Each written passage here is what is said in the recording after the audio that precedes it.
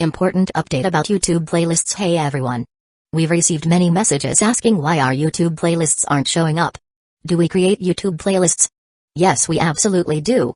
So why can't you see them? Honestly, we're not sure. We've been in contact with YouTube support for several months now, but we still haven't received a clear answer or solution. After much discussion, our team has decided to take matters into our own hands. We believe the issue might be related to the number of playlists we've created on a single channel, possibly too many. Our solution? We're launching 2 additional YouTube channels, giving us a total of 3. This way, we can organize our audiobooks better and avoid the playlist visibility issue in the future. This change only affects our YouTube audience. If you're a patron supporter, you can still access all our audiobooks by visiting the collection menu on Patreon. Thanks so much for your time and continued support. Happy listening, beings whose influence can rival that of large countries.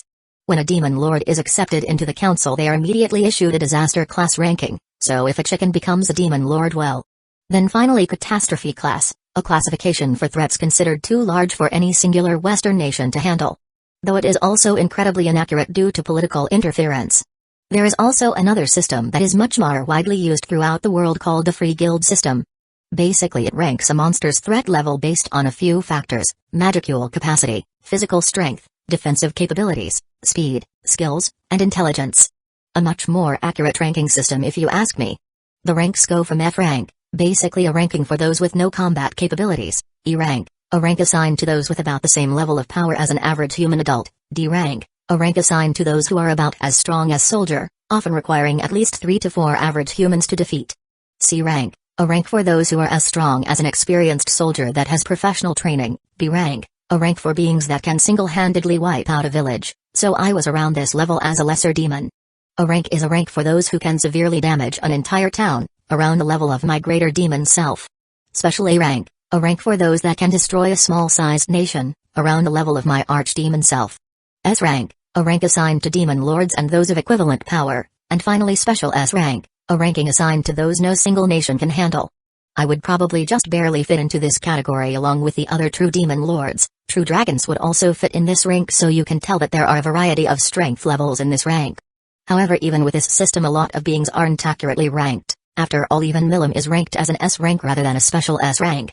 Most of the dragon faithful are probably around C rank, with some being at B rank, and even fewer at A rank. I've mostly been sparring with Midraei and Hermes, both dragonettes and the head priest of the dragon faithful and his assistant respectively. They both worship Milim as their god. I was also able to improve my martial arts using Limitless. When I attack someone with martial arts, I would use blue at the midpoint of my target and my fist, which would draw my fist and the target together much quicker, and then the moment I hit them I use red to enhance the force I launch them with. I've learned that Limitless is extremely well suited for hand-to-hand combat. I do enjoy swordsmanship, but I've decided to focus on hand-to-hand for now. Maybe when I'm just trying to have a fun battle I can rely on my swordsmanship, that or when I don't need to take a fight seriously. Milim's domain itself is centered around the central temple, where all crops and goods are collected and evenly distributed among everyone by Midraei. Using this system they make sure everyone, even non-workers, have enough to get by. Though those who work hard are given extra. Apparently Midraei has quite a bit of power, though he is kept in check by the other priests who have the authority to dismiss him from his position. There was one significant issue though. The dragon faithful don't eat their meals cooked. They eat raw meat and seem to be perfectly content with that. Man, no wonder Milim said she never shows up for mealtime. I myself haven't shown up for it either. Once I discovered that, thankfully I don't need to eat as a spiritual being, but Siko does, so I accompany her. We usually end up just hunting some beasts and cook it up with a bit of spices Hermes was able to acquire when he visited the human countries. One thing I learned was that Siko's cooking is horrendous. If I didn't already have abnormal condition nullification, I likely would have acquired poison resistance. I don't think I have ever seen or tasted something as bad as the poison she makes. I had to sit her down and tell her to her face that she should never be in a kitchen again. Fortunately, or maybe unfortunately, she decided that she would improve and impress me with her cooking. She even said she didn't want my help, so she has been practicing on her own, though from what I've seen she hasn't improved at all. Speaking of Siko, after her revolution she became much stronger than she was before. She also got much more attractive with a less monstrous appearance.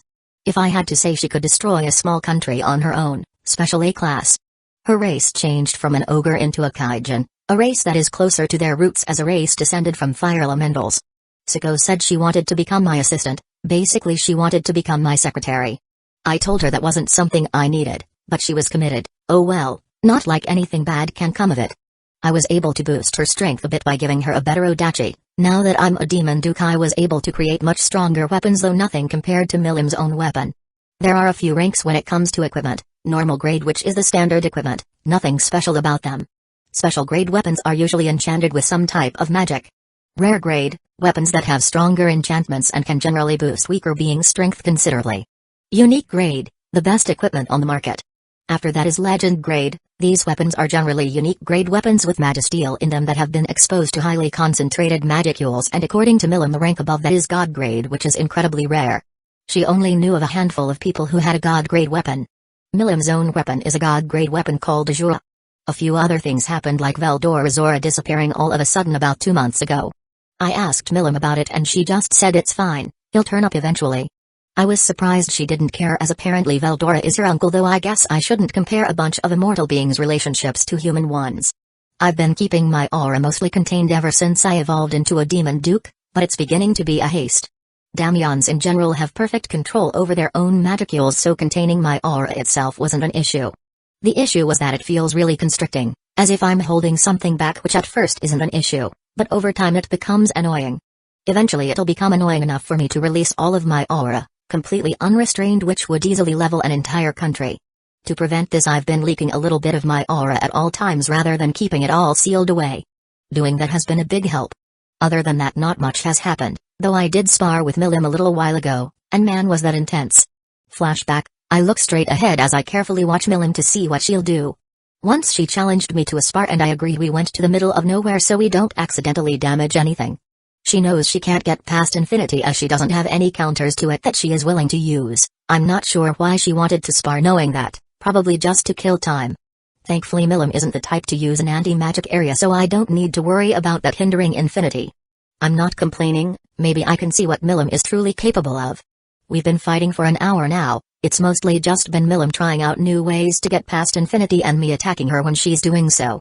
We destroyed the majority of the surrounding landscape. A single hollow purple made a city-sized hole in the ground and it felt like I barely put any magicules into it. Currently she is trying to punch me. All of a sudden she vanishes and appears right behind me. Milim punch.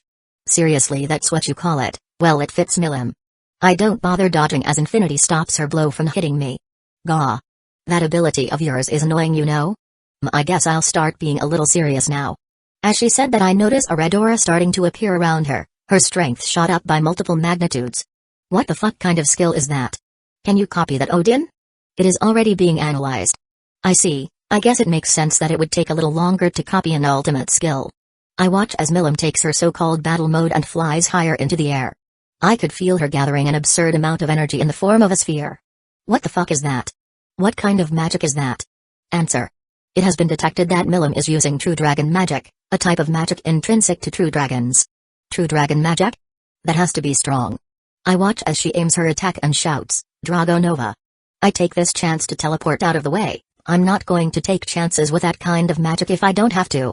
I watch as a massive beam of pure energy destroys the surrounding area. I could easily see an attack like that wiping out a country. What the fuck, Milim? Hey, that could have hurt me, you know. Haha, it's fine, I would have made sure you wouldn't get hurt. Ah, it's so much fun fighting like this.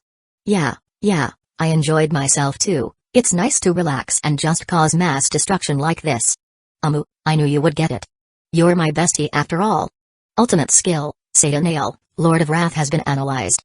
Ultimate skill, Satanale, Lord of Wrath has been gained. All of a sudden I feel a deep pain inside of me. I don't know where, but I can feel something is wrong. I could hear a voice as my consciousness was slipping away. The ultimate skill, Odin, Lord of Cursed Knowledge, has detected that the soul has begun deteriorating due to strain. Odin has sealed the ultimate skill, Satanale, Lord of Wrath, as a result. Completing process. Present. A little bit after that I woke up in my bed. Man, was I surprised at what happened. I didn't know that there was a limit to how many ultimate skills you could have. Who knows what would have happened if it wasn't for Odin. Seriously, thanks Odin, your lifesaver. Odin was simply doing its duty. I was able to learn more about ultimate skills themselves throughout that fight though. Ultimate skills, from what I have learned, are basically unique skills taken beyond the limit. Just wielding an ultimate skill gives the user an inherent status. Having one grants the user the ability to control the very laws of nature if they will it, though that varies from skill to skill. As it says in the name, Ultimate skills are the ultimate power. As I have learned, the only way to challenge an ultimate skill wielder is with an ultimate skill of your own or something equivalent to it. Unfortunately, it seems that I'm going to have to wait until I further evolve to acquire more ultimate skills to study. At least I still have other things to learn, like nuclear magic. I was able to learn some new applications of nuclear magic thanks to Odin and Milim. Odin really makes learning anything super easy. I'm getting spoiled by it. Anyways, Milim mentioned a spell that Guy Crimson has used in the past, and using her description of the attack, Odin was able to recreate it. Thanks to Odin, I was able to learn the spell that it called Death Streak. Quite the menacing name if you ask me. Basically, to use it, you crush the abyss cores that you use when using nuclear magic. The waves it releases agitate spiritrons, causing them to release radiation in the form of dark light. The dark light bypasses all physical and magical obstacles, rewriting the genes of living beings and causing their death. It even destroys the souls of all the living beings in its radius. Even the user of the spell can take damage, as the dark light does not discriminate between friend and foe.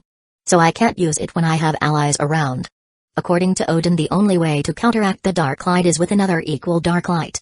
The only beings with potential of surviving it are spiritual life forms, or those that can store their memories within their souls and regenerate their bodies. Though apparently there is a 1 in a million chance of someone surviving it due to their soul adapting to the dark light, something that will turn the individual into a monster. Thankfully, the dark light can be toned down to only target genes and not souls. Man, nuclear magic can be scary when it is explored properly. Along with nuclear magic, I was finally able to do some experimenting with barrier magic. I was able to confirm that anti-magic area worked on someone as strong as Siko, so that's a good sign. I wonder what other sort of applications of it Odin and I can come up with. Chapter 8, Part 3. It's been 3.5 months and I'm finally leaving Milim's domain.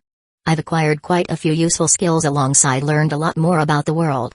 Milim might not look it, but she is old, she knows a lot. I was able to acquire 2 extra skills. Wind manipulation was quite easy to grasp after I put some time into it, as it relates to lightning manipulation. Once I got that, I was able to learn how to freely manipulate the weather, granting me weather manipulation. Still, now that I'm leaving, I'm feeling nostalgic. I look towards a pouting Milim and say, "Don't worry, I'll visit a bunch, I just wanna see the world a bit." HMMF, you promise? Yes, I promise. And with that, Siko and I head towards Dwargon. Thankfully, I'm not broke anymore. Milim gave me some money, though I'm not sure how much it's worth. She didn't know either. She might not look like it, but she's been around for thousands of years. She's collected a bunch of stuff over that time, including money. She gave me a bag full of gold coins, probably around 100 or so, and then she handed me 5 stellar gold coins, some super special gold coins apparently. The currency goes from bronze coins, silver coins, gold coins, and then stellar gold coins. It sure is nice having a rich bestie. Thinking about it, the Kanat Mountains are incredibly close to Dwargon. Maybe I should pay it a visit. It's presumably the home of the dragons, though not to be mistaken with the true dragons. The dragons that roam the world are all descended from the Chaos Dragon, Milim's best friend. Boy, was that a sad story, made me angry just hearing it. Milim Nava, she watched as her bestie flew away and found herself feeling sad. She hadn't had so much fun in a long time. The fights with him were fun, though that skill of his was as annoying as always. She might not be able to reach him through it, but she made sure to warn him that there were others out there who could. She didn't want him to get hurt due to getting too cocky after all. He was strong though, so she doubted he would get in trouble. Once he goes through his harvest festival, he might even be a match for her. She knows he doesn't want to kill 10,000 people and use their souls, but a lesson she learned a long time ago is that sometimes the choice is made for you. What should she do now that her bestie is gone? She won't be able to eat good food anymore now that her bestie is gone too. At least he gave her a bunch of honey and some other foods to eat while he was away. She won't ever willingly eat with the other dragon faithful after all. Aha, she should go meet Ramaris and brag about her new bestie. She will show off the honey she got from her bestie too. Ramaris will be so jealous, now she is the only one without friends.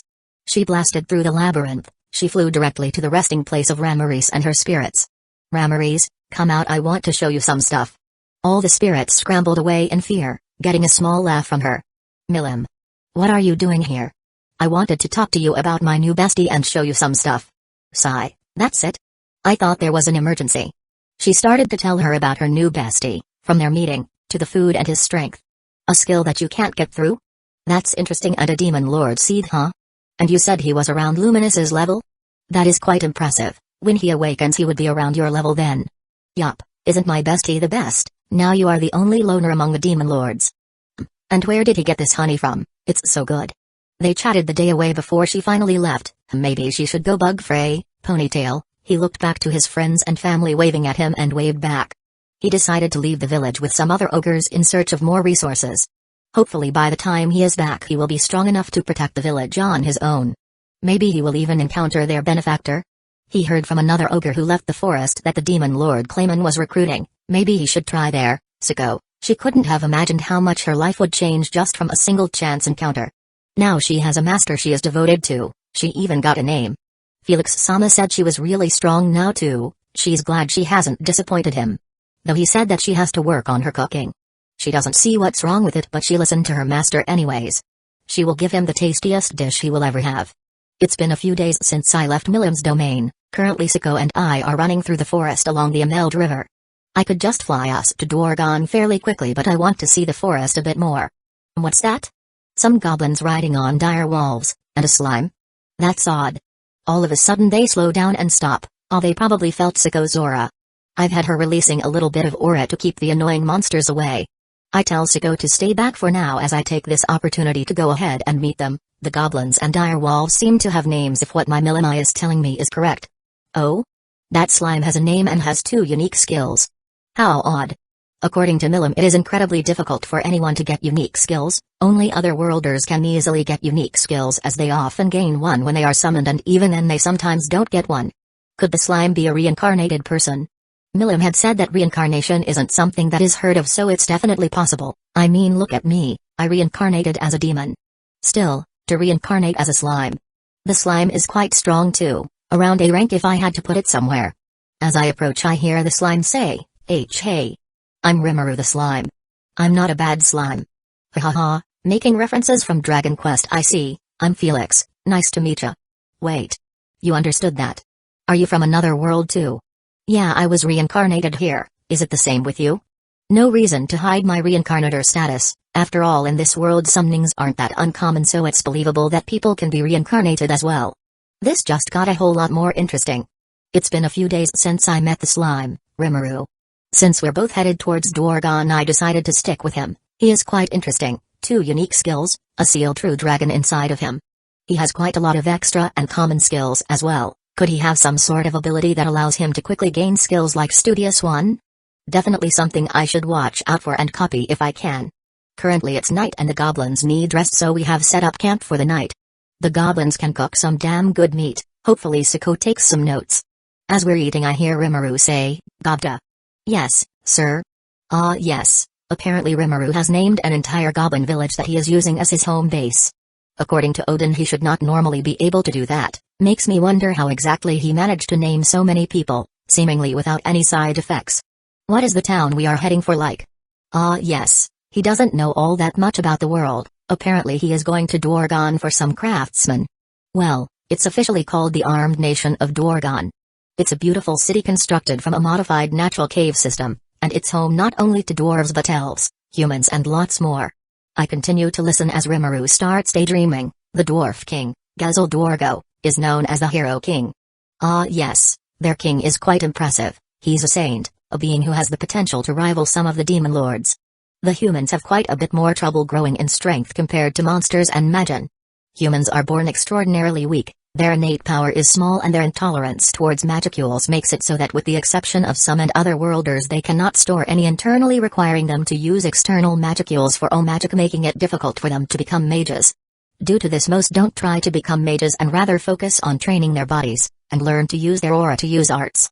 They also have extremely short lifespans compared to the other races around. I myself am practically immortal as long as I am not killed by something, soul and all. Though humans do have hope for further evolution, they can become enlightened. When one becomes an enlightened, they become a demi-spiritual life form. As an enlightened, humans have a much higher tolerance for magicules. They even have their own magicule capacity and an extended lifespan. According to Milim, she has run across some enlightened at the level of a demon lord seed, which is quite impressive. It isn't even the highest evolution on their evolutionary path, and they can already rival some demon lords. After enlightened comes saint. Saints are those who have evolved past enlightened to become a fully spiritual life form. They have the potential to match a true demon lord or true hero. Milim even offhandedly mentioned that there was a further evolution. When a human acquires divinity, they ascend even further into, as I call it, a divine human of sorts. She said that guys rival Rudra, the first true hero, reached that stage.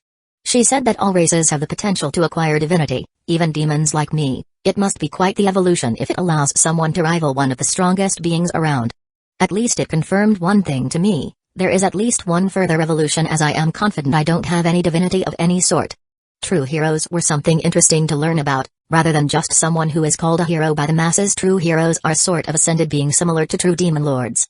Milim said that to become a true hero you need to get a blessing from an elemental lord of darkness or light and then be blessed by Ramaris, the elemental queen.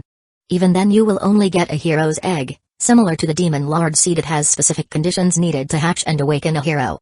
As I was pondering on heroes, my train of thought was interrupted by Rimuru. Is it okay for monsters like me to enter Dwargon? This time it was the other goblin that said, no need to worry. Dwargon is a neutral free trade territory. All fighting is prohibited in the city by the king. Hopefully they keep that energy if it ever comes out that I'm a demon. I see. Indeed, when a saint tells you to do something, generally people should listen. A saint? What's that? Asked Rimuru. Oh, it is a higher evolution that humans and demi-humans can reach. They are capable of rivaling demon lords. Demon lords. I see. Just 3 days later we finally arrived at Dwargon. Are you sure you want to go in with just Gobda, Rimuru-sama? Yeah.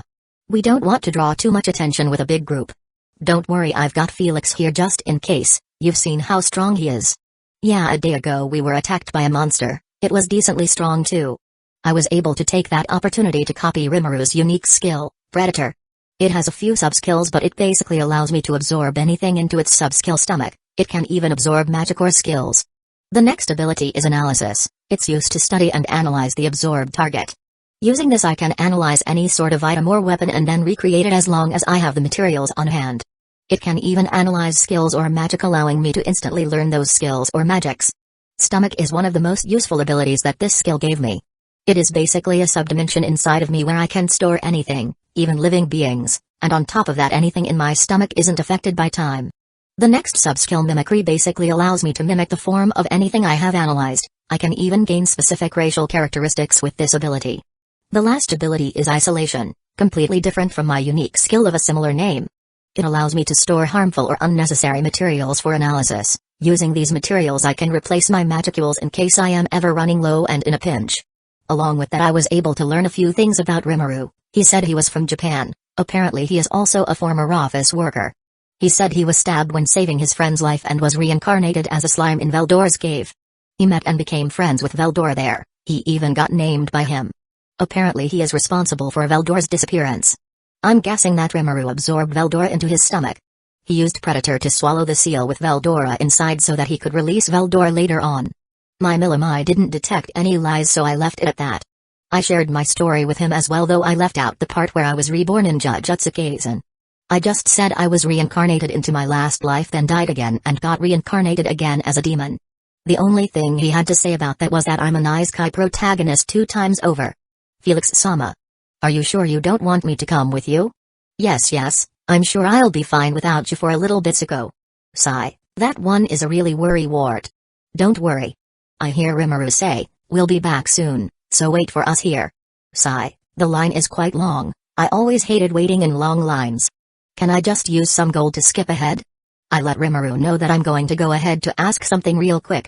Once I get to the front of the line I ask the guard in charge if I can pay to get in sooner. He looks tempted but in the end refuses, saying that you have to wait your turn. I can respect that he wants to keep things fair. As I head back I watch as something absurd happens. What the fuck, Rimuru? It hasn't even been 5 minutes, why are you in the form of a dire wolf? I watch as Rimuru uses a skill to scare everyone off.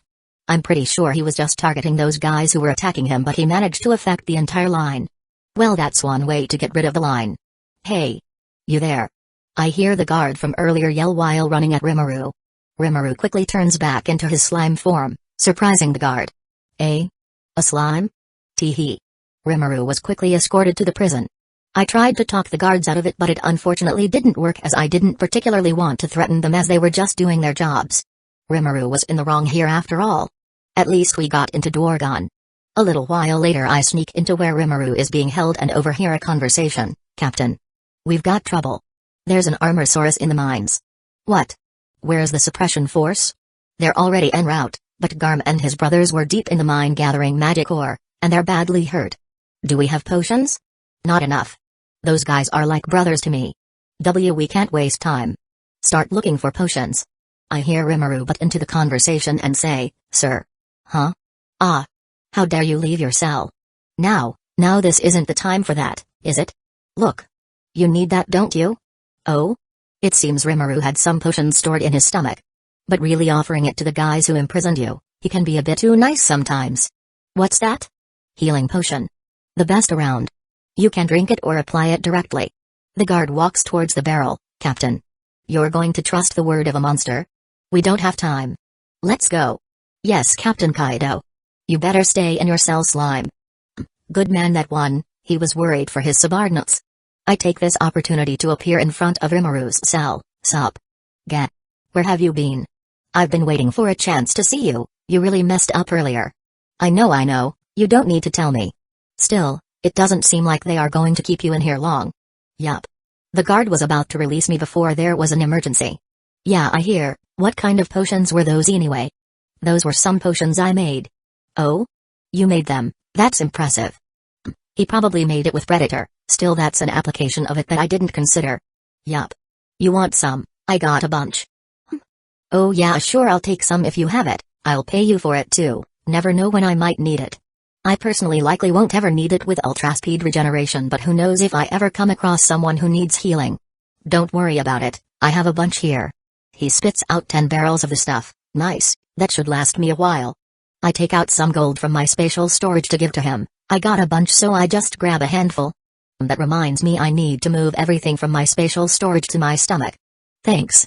Here, I'll give you some gold. Don't refuse, as you will most likely need it to get what you need from Dwargon. Ah, you're right. Thanks, Felix. I quickly store the potions in my stomach and have Odin analyze them. Potions have been analyzed. It has been detected that they are made from hypocoot herbs commonly found in areas with high magicule concentration. These potions are able to heal fatal injuries and restore lost limbs. What the fuck? That has to be some kind of elixir. Where the hell did Ryumaru get this much of it from? You said the herbs are found in high magicule areas? Then could he have found a bunch of hypocoot herbs when he was in Veldor's cave? Then he could use Predator to make the potions quite easily once he figured out the initial combination. I decided to stay with Rimuru until he was let out. A couple hours later, I detect a few dwarves approaching.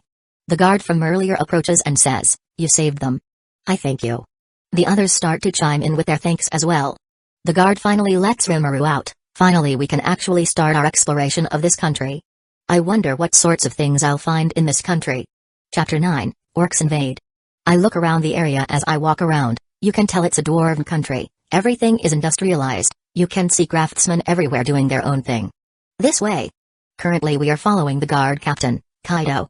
He is going to bring us to a skilled craftsman so Rimuru can ask them for help with his village. Maybe I can get Zuko a good weapon made here as well. This is the place. I guarantee his skills are top-notch. I wonder what grade weapons this smith can make. Hopefully he can at least craft a unique grade weapon. Hey, bro, you here? Bro. As we enter, I hear metal banging against metal. It seems the smith is in the middle of making something. Hey Kaido. Give me a second, sure. Forgive us for interrupting. I hear Rimuru say. That's my older brother, Kaijin. As he finishes up, we hear a door open. Oh? It's those guys from earlier. A slime, and imagine? Friends of yours, boys? Kaijin, this is the slime we told you about. The one that saved us when we were hurt yesterday. Oh, so this is the one. The dwarf bowed towards Rimuru. You have my thanks. Oh, really? It was nothing. Or maybe it was? So what can I do for you two? Rimuru explains his situation. After that I explain that I want a good odachi made. I see, I get what you two are saying. But I'm sorry. I'm pretty backed up at the moment. Thanks to the impossible order a certain numbskull minister put in.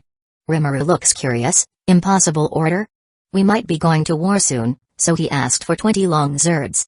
By the end of the week, no less. I'm short on materials, so I've only made one so far. Kaido looks confused and says, then, couldn't you have told him it wasn't possible and refused?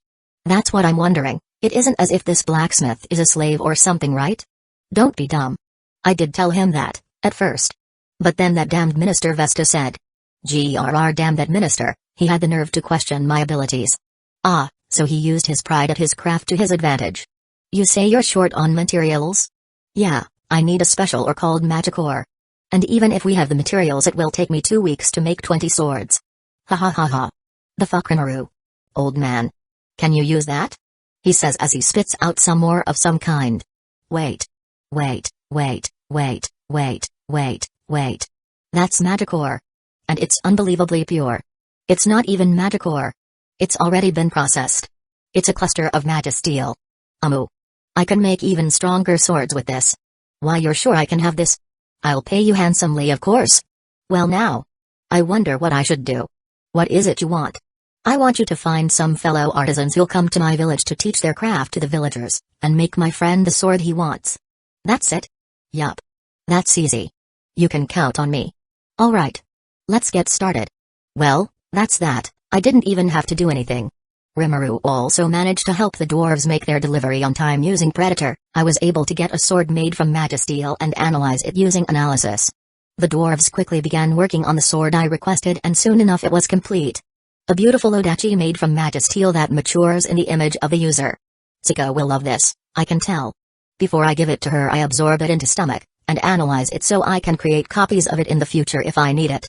Now that I got everything I need, I tell Rimuru that I'm going to head out. I'm sure Siko is already contemplating coming to see me, better see her before things get out of hand. The group invited me to a club of some kind, but I refused.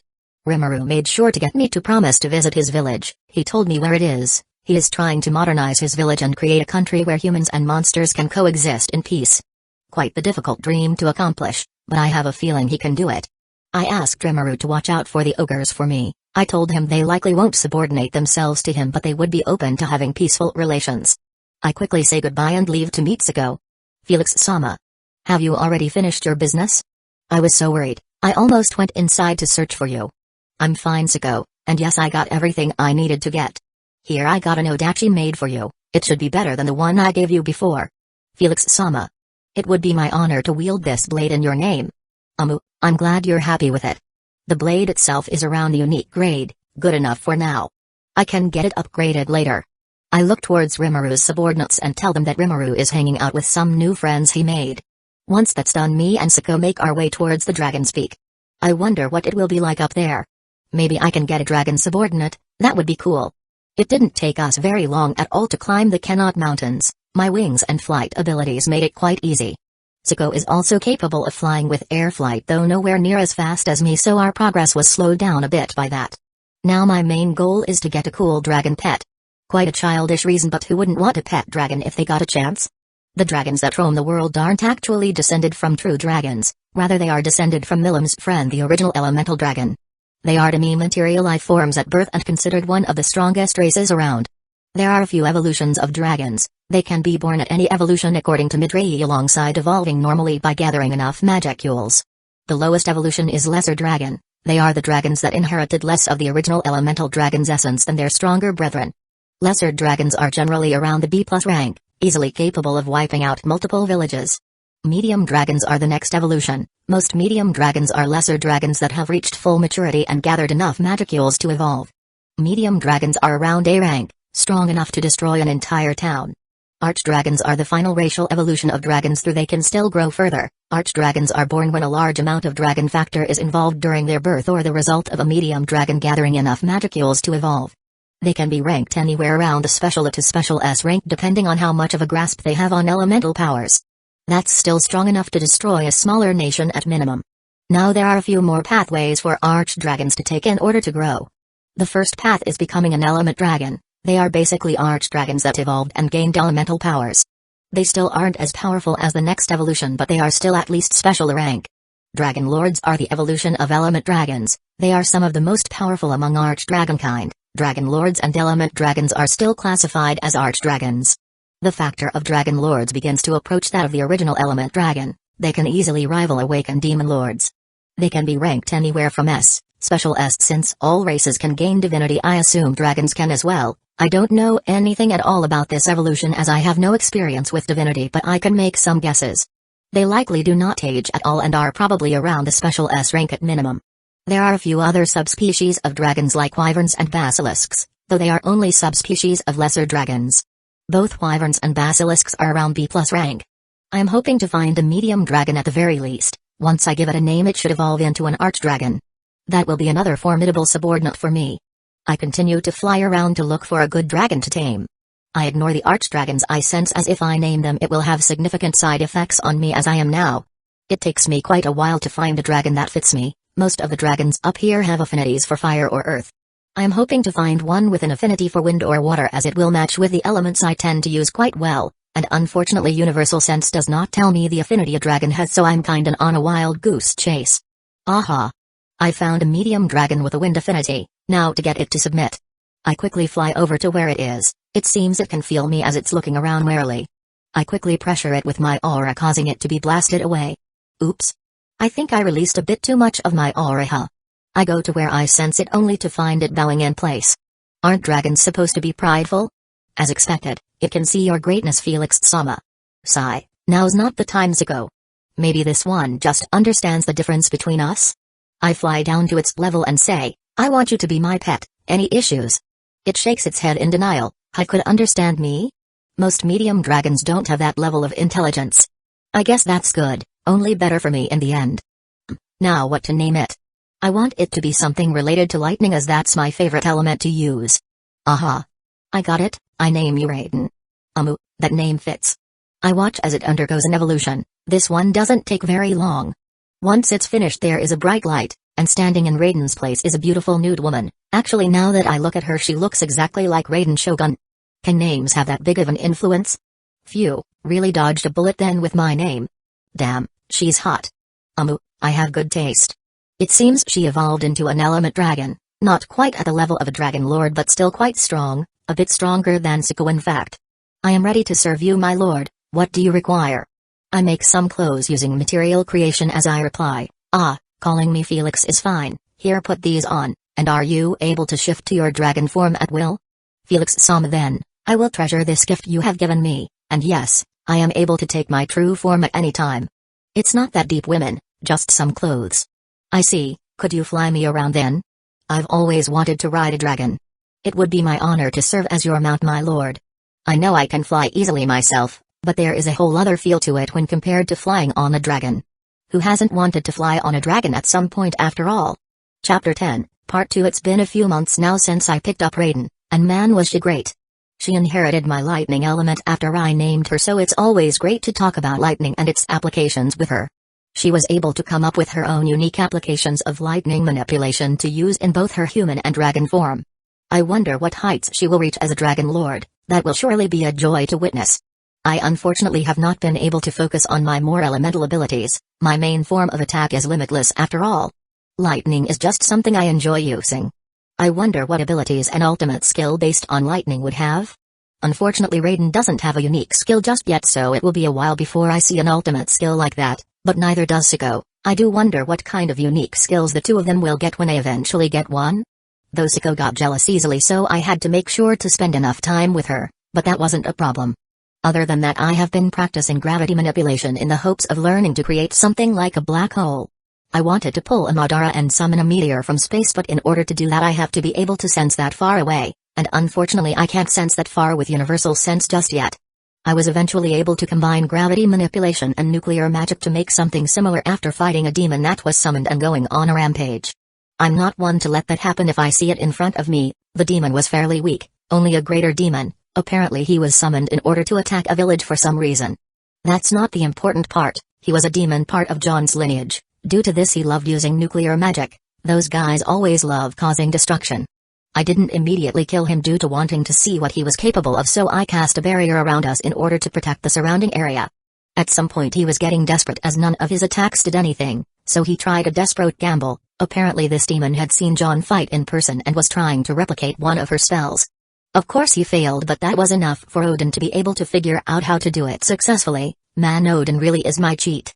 Anyways, I was able to learn how to do the magic properly. You would basically create a black hole that would explode outwards to cause mass destruction. You would do this by creating a localized gravitational field disruption, which would result in an artificial black hole. The black hole would then suck everything into a single point and explode outwards in a way that resembles a supernova. The barrier I put around the blast would cause it to go upwards rather than outwards, which creates a massive pillar that goes all the way out into space. The demon called it gravity collapse, so I kept the name. Not something I see myself using a bunch, but I do love learning more magic, especially destructive magic. Thanks to me beating the demon, the surrounding humans started hailing me as a hero, which was kind of awkward. They did give me the idea to join up with the free guild though. I could make some money and adventure around the world freely with a guild membership, so I went ahead and did it. Thankfully most countries don't have a way to detect a high-ranked demon like myself as long as we don't want to be detected, so I was able to get in fairly easily. The test was fairly easy. They immediately placed me at B rank due to me holding back a bit. No reason to freak everybody out. I met some humans that I could barely consider friends, though that status would likely rapidly change if they found out I was a demon. That did make me think of something though. The lifespan between normal humans and spiritual beings like me is so vast. Hell, even monsters generally have a much larger lifespan than the average human. I've never thought of that. I am going to outlive all these humans, aren't I? Is this how Milim feels? Was this why she was so hesitant to call anyone a friend? Because they would leave her behind?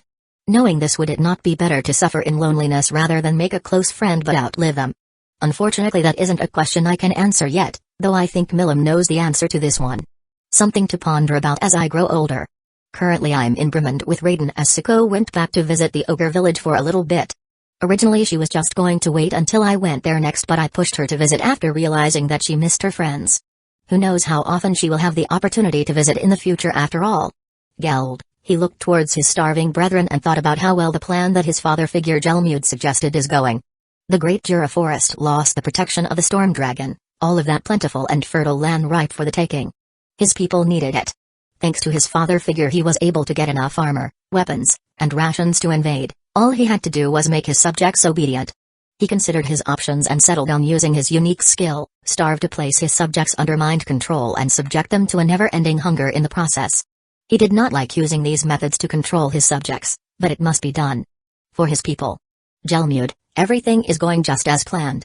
Now that Jura lacks the protection of the storm dragon Veldora, it will be easy to invade using that fool Geld.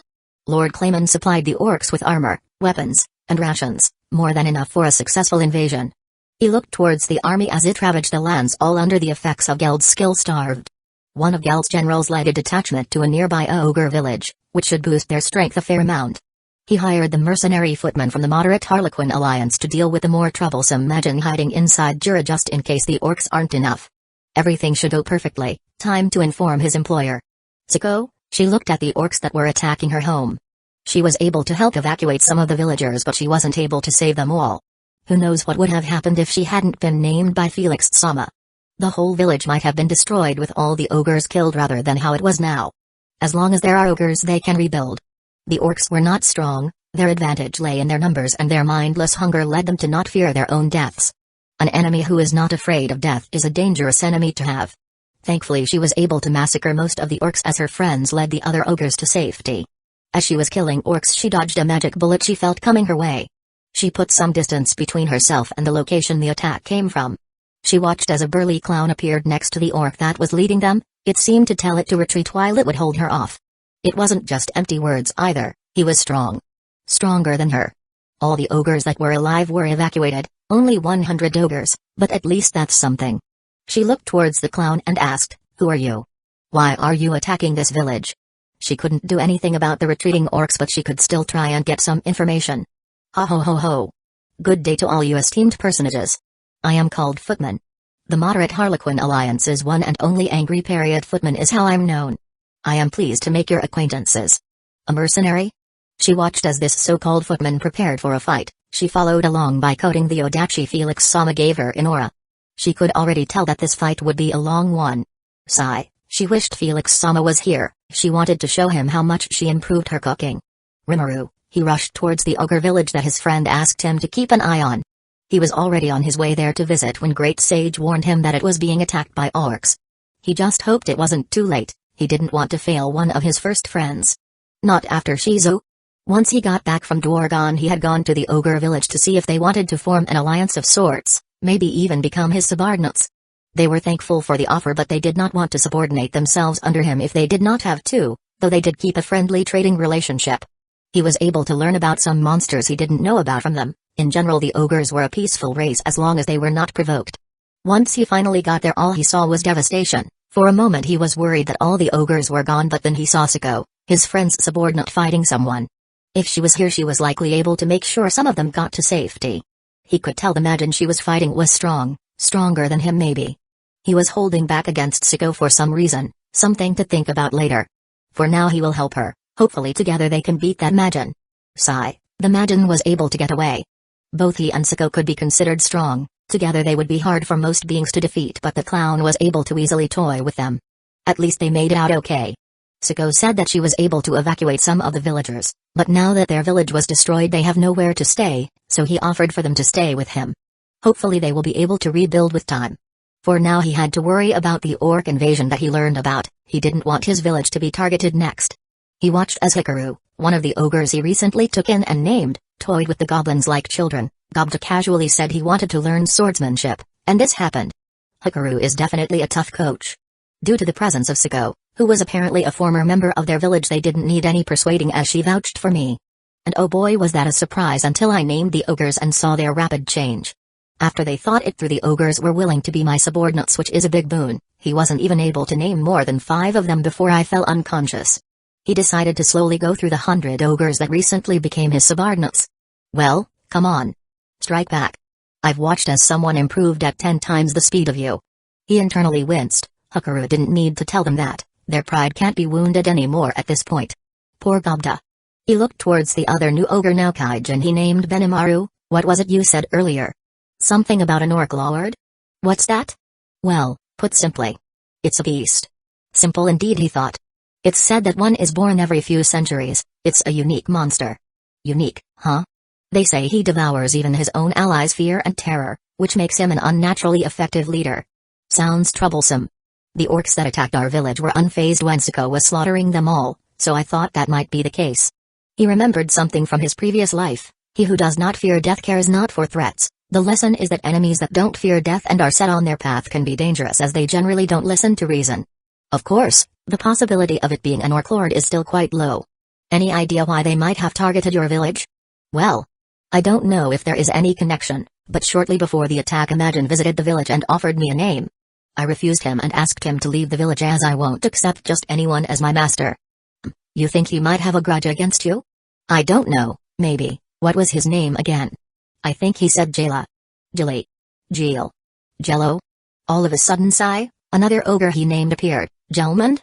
Right, that's it. Gelmund. He remembers hearing that name somewhere. Aha, Gelmund was the one who named Ryger's brother. Ryger also said that Gelmund was an officer in a demon lord's army. It's most likely the same guy. Does he just go around naming people? He lost his train of thought when Sai said, I bring a report, Rimuru-sama. I witnessed a group of lizardmen going to the nearby goblin villages. Lizardmen? Not orcs? Yes, because they make the marshlands their home. It was odd to see them around here. After further observation I was able to consider the possibility that they are making alliances in order to combat the orcs. I see, that could be a lot of help. Chapter 11, Part 3. It's been a little while since Siko has left, so I decided to check in on her. I can visit the ogre village as well while I'm there. As I'm flying towards Jura to check in on Siko, I feel a thought communication incoming. Oh? A thought communication from Milim. Felix. Wanna watch something interesting with me and some of the demon lords? Hello Milim, something interesting? What's going on? And which demon lords? I won't tell you what we are watching, it's a surprise. We can watch it together with Clayman, Frey, and Carrion, as Clayman invited me to a tea party. Only demon lord seeds then? That should be fine.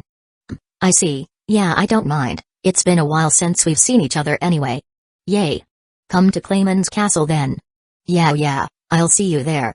I quickly have Raiden fly me there. With me boosting her speed with gravity manipulation, we should be there in no time.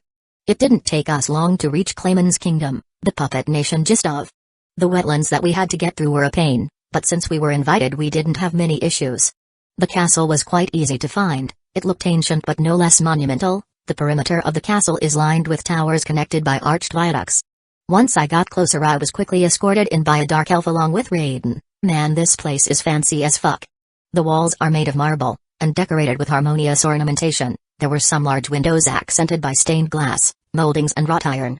There was expensive artwork all around, exotic furniture, and according to Odin some rare magic items are on display. Damn, this guy has taste. Killing Clayman and becoming a Daemon Lord has never sounded more appealing than now. I would get his territory if I did that. The fucker deserves it if all I've heard about him is true. But nah, now's not the time. Daemon, his plans for Jura were going well so far. Gelmund reported that everything was going according to plan 3 days ago. Soon he would awaken into his full might, soon he would no longer be weaker than his friends. Footman. What did he think he was saying when he asked if he was the one making the decisions? He only has one master that he serves. Even his friends look down on him. He invited Milim and Frey to watch the orc invasion with him. Soon with the help of Frey his plan to control Milim will be successful. Though there might be a thorn in that plan due to Milim's apparent new, as she called it, bestie. She said he was some sort of demon, likely an archdemon, or else someone like Milim wouldn't even take notice of them. She invited him to this get-together he is hosting, without asking him first. Damn her. Just how much will she look down on him? Still someone far beneath him, but he was not called a marionette master for nothing. He will investigate. Soon enough Milim, Frey and Carrion arrive, though this demon still hasn't arrived yet. The insolence. All of a sudden Milim shoots up off her seat. He is here. A few moments later the door to his conference room opens and in comes his subordinate and a demon. Aha. You're finally here, bestie. It's been so boring without you to fight and cook. Hello to you too, Milim. I miss our fights as well. So what did you invite me here for? We are going to watch a big fight. A fight? I see. Ah. I forgot to introduce you. Felix, this is Frey, Carrion and Daemon. Nice to meet you three, he says with a short bow. He ignored all of that though. The moment this demon stepped in he got a sudden strange feeling. What is this? What's with this spine-chilling sensation? This demon. Has he seen him somewhere before? Is he overthinking things? But what is this uneasiness he felt? He can't feel how strong this demon is as he is concealing his aura, though from the way he looks he must be an archdemon. Why are you hiding your aura? Milim asked. I want my other friends here to know how strong my bestie is. It's just something I'm in the habit of doing. You should know this by now, Milim, but fine, I'll release it if you're asking. All of a sudden a massive aura was unleashed from the demon. This is utterly absurd. What kind of monster have you brought here, Milim? This kind of power, he has only felt on a few occasions. The kind of power that belongs to those old monsters. Those on the level of my master, the true demon lords. Beings far beyond my power. He was barely able to maintain his composure and shield himself from the aura. He looked to the side and saw that both Frey and Carrion were in similar situations, though Frey had long since let go of her composure and showed a face of pure shock, while Carrion was trying his best to put on a confident look. He clenched his fists in anger. Just how long will he be weak? Just how far does he have to go to not be a burden on his friends anymore? Thankfully the demon reined his aura back under control. What kind of archdemon is this? Could he be another one like Guy? His sclera are black, maybe he is the primordial of black? But Noir is supposed to have black hair and gold eyes with a red line. No, those who are part of that lineage are known to be eccentric. He may have just changed his physical form. Just who have you brought into my country, Milim? Who is that dragon? A new subordinate of yours? Ah yes, this is Raiden. She became my subordinate recently. She is stronger than that Kaijin. Only the best subordinates for my bestie.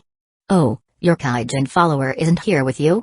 Those words that Milim spoke caused his heart to skip a beat. Gelmund had reported a Kaijin was able to hold back the orcs enough for some ogres to escape. Could it be? It was really funny when she tried to cook for you. Ugh, don't remind me of that. She completely misunderstood what I told her and simply said she would impress me with her cooking in the future. I know. You can taste her next batch. All of a sudden Milim paled. What sort of monstrosity is this Kaijin that she is able to make Milim tremble in fear? Is the orc invasion doomed to fail? No, I think you should try it. She is practicing for you after all. You shouldn't dodge your responsibilities. You're one to talk, Milim. You know, you should try some of Midray's meals. Why is Milim trying to whistle? I heard he has been trying his best to make dishes worthy of you. It's your responsibility to reward your subordinate for his efforts.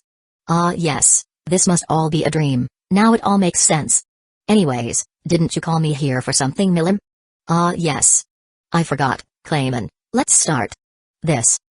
No, he must calm down.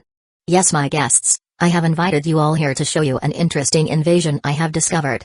He looks towards the crystal ball and willed it to show the ongoing battle. The other four raptly watch with attention. He watched as the orcs started marching towards the marshes the lizardmen call home. Trample all. Trample all. Trample all. The battle finally started with a lizardman cutting down an orc. There is no need to fear these pigs any more than before. These marshlands are our domain. We will not lose to these dimwits whose feet are held by the mud. Fool, he thought, as if mere lizardmen and goblins would be enough to combat an orc lord. The lizardmen and goblins were gaining some ground on the orcs, but the battle has yet to truly begin. Right. Withdraw for now. Could the foolish lizardman be more intelligent than he gave him credit for? He smirked as he watched as the lizardmen started to scream in surprise. It seems that the lizardmen did not know the true abilities of the orc lord. The orcs are eating other orcs? The orcs quickly recovered and continued their march. Trample all. Trample all. Trample all. The strength of this comrade we eat is now ours. The strength of this prey we eat is now ours. That's interesting, so they can grow stronger as they eat other living things, huh? The demon said. He didn't already know that? Any of the primordials would already be aware of such a thing. Could he not be a primordial? Rather, could he be just a normal demon? Just how did he get so strong then? That's what makes the orc lord so dangerous for those weak guys. I see. Hey Milim, about how strong is the orc lord? Another thing that a primordial would already be aware of. It's super weak. Even Clayman can easily deal with it. Veins popped on his forehead once he heard Milim's response. This cretin. I see. I guess I don't have to worry about Sicko and Rimuru then. He controlled his emotions as he processed what the demon had said. So his subordinate was there. He also mentioned another person, Rimuru. Sigh, it seems the invasion won't be successful then. Even if this Sicko and Rimuru are taken care of, this demon will likely wipe out the orcs in retaliation. He will have to deal with this demon once he has Milim under control. Best to keep his own involvement secret. He knew enough that whenever one angers a being of his caliber, things don't end well. Still, he might as well enjoy the battle. He focused back on the battle and saw as one of the orcs managed to grab the leg of a lizardman and quickly pulled him down and begin to feast. Help. Sama. Retreat. Now. He smirked as he watched. Unfortunately for the lizardman, it was too late. Sama, we're already surrounded. It seems that this Geibiru will learn of one of the abilities that the orc lord has. Impossible. Webbed feet and scales on an orc? They just ate one of our men. It was then that their movements changed. Oh? What an interesting ability, to be able to gain the intrinsic abilities of the races they eat. Said the demon. They are still weak though. Almost everyone is weak compared to you Milim. That's true. Maintain close formation. Keep the goblins in the center. Leave no space between you. Shield the goblins while breaking through the orcs' formation. The lizardmen may have had a chance to escape if they did not bring the goblins to the battle. Of course they could just leave them to die, but it seems they won't. Fools. Trample all. Trample all. The strength of our allies will become our own. The enemy's power will become our own. Do not fear. Show them the strength we lizardmen are known for. But lizardmen aren't known for strength or really anything at all. He wondered how far this Geibiru's delusions went. It seems the orc lord will take the lead now. What an intimidating aura. So that's the orc lord, huh? Kind of weak to be honest. Ha, you're no better than Milim. Most things are weak compared to you though that isn't the orc lord but an orc general said the beast master. It seems that Carrion has gotten his nerves in check. No wonder it was so weak, and that's true, the only person I have trouble fighting is Milim. Those words chilled his blood. This demon couldn't fight on par with Milim, could he? No, Milim must have been going easy on him so as not to hurt her friend. That annoying skill of yours is such a pain. Thankfully it's just a skill that can be dealt with using a holy barrier. The demon should be weakened enough under it to be unable to use any skills. He looked back at the crystal ball. It seems the lizardman is challenging the orc general to a one-on-one fight. He has courage, he will give him that. This Geibiru is doing quite well against the orc general, at least he has some ability. Unfortunately ability simply isn't enough to beat a much stronger foe. He knows that best. Lizards are best suited to crawling on the ground. Now die. A goblin saved the lizardman at the last second. This fight is truly getting interesting. You're the true leader of that village. Huh? What is this lizard talking about? Even the goblin is looking at him in confusion. That's Skabda, captain of the goblin riders. The dire wolf. I am Ranga, I have come to help you under my master Rimuru Tempest's orders. It seems that this Rimuru will finally make an appearance. Rimuru. I don't know who you are but if you stand in my wa. Boom, it seems like it's already started. Great lizardman magic? I must end whoever is using that magic. It seems that those explosions were able to wipe out most of the ogres. Who are you? You've forgotten us? How rude, and after you went and devoured our whole village. It seems that the ogres have also joined in on this attack. It seems that they have evolved into kaijin. Could they have been named? These kaijin are quite impressive. The direwolf is also quite impressive. It was able to wipe out quite a few ogres with its skill. Oh look. There's Siko. Oh wow, she got stronger. Did you get her a new sword? He looked towards where Milim was pointing and saw a purple-haired kaijin slaughtering her way through orcs. She was quite impressive. Her swordsmanship was more focused on brute force, but she was strong. Yup, I got her one at Dwargon. It was quite an impressive sword, though I plan to upgrade it. It's only unique grade after all.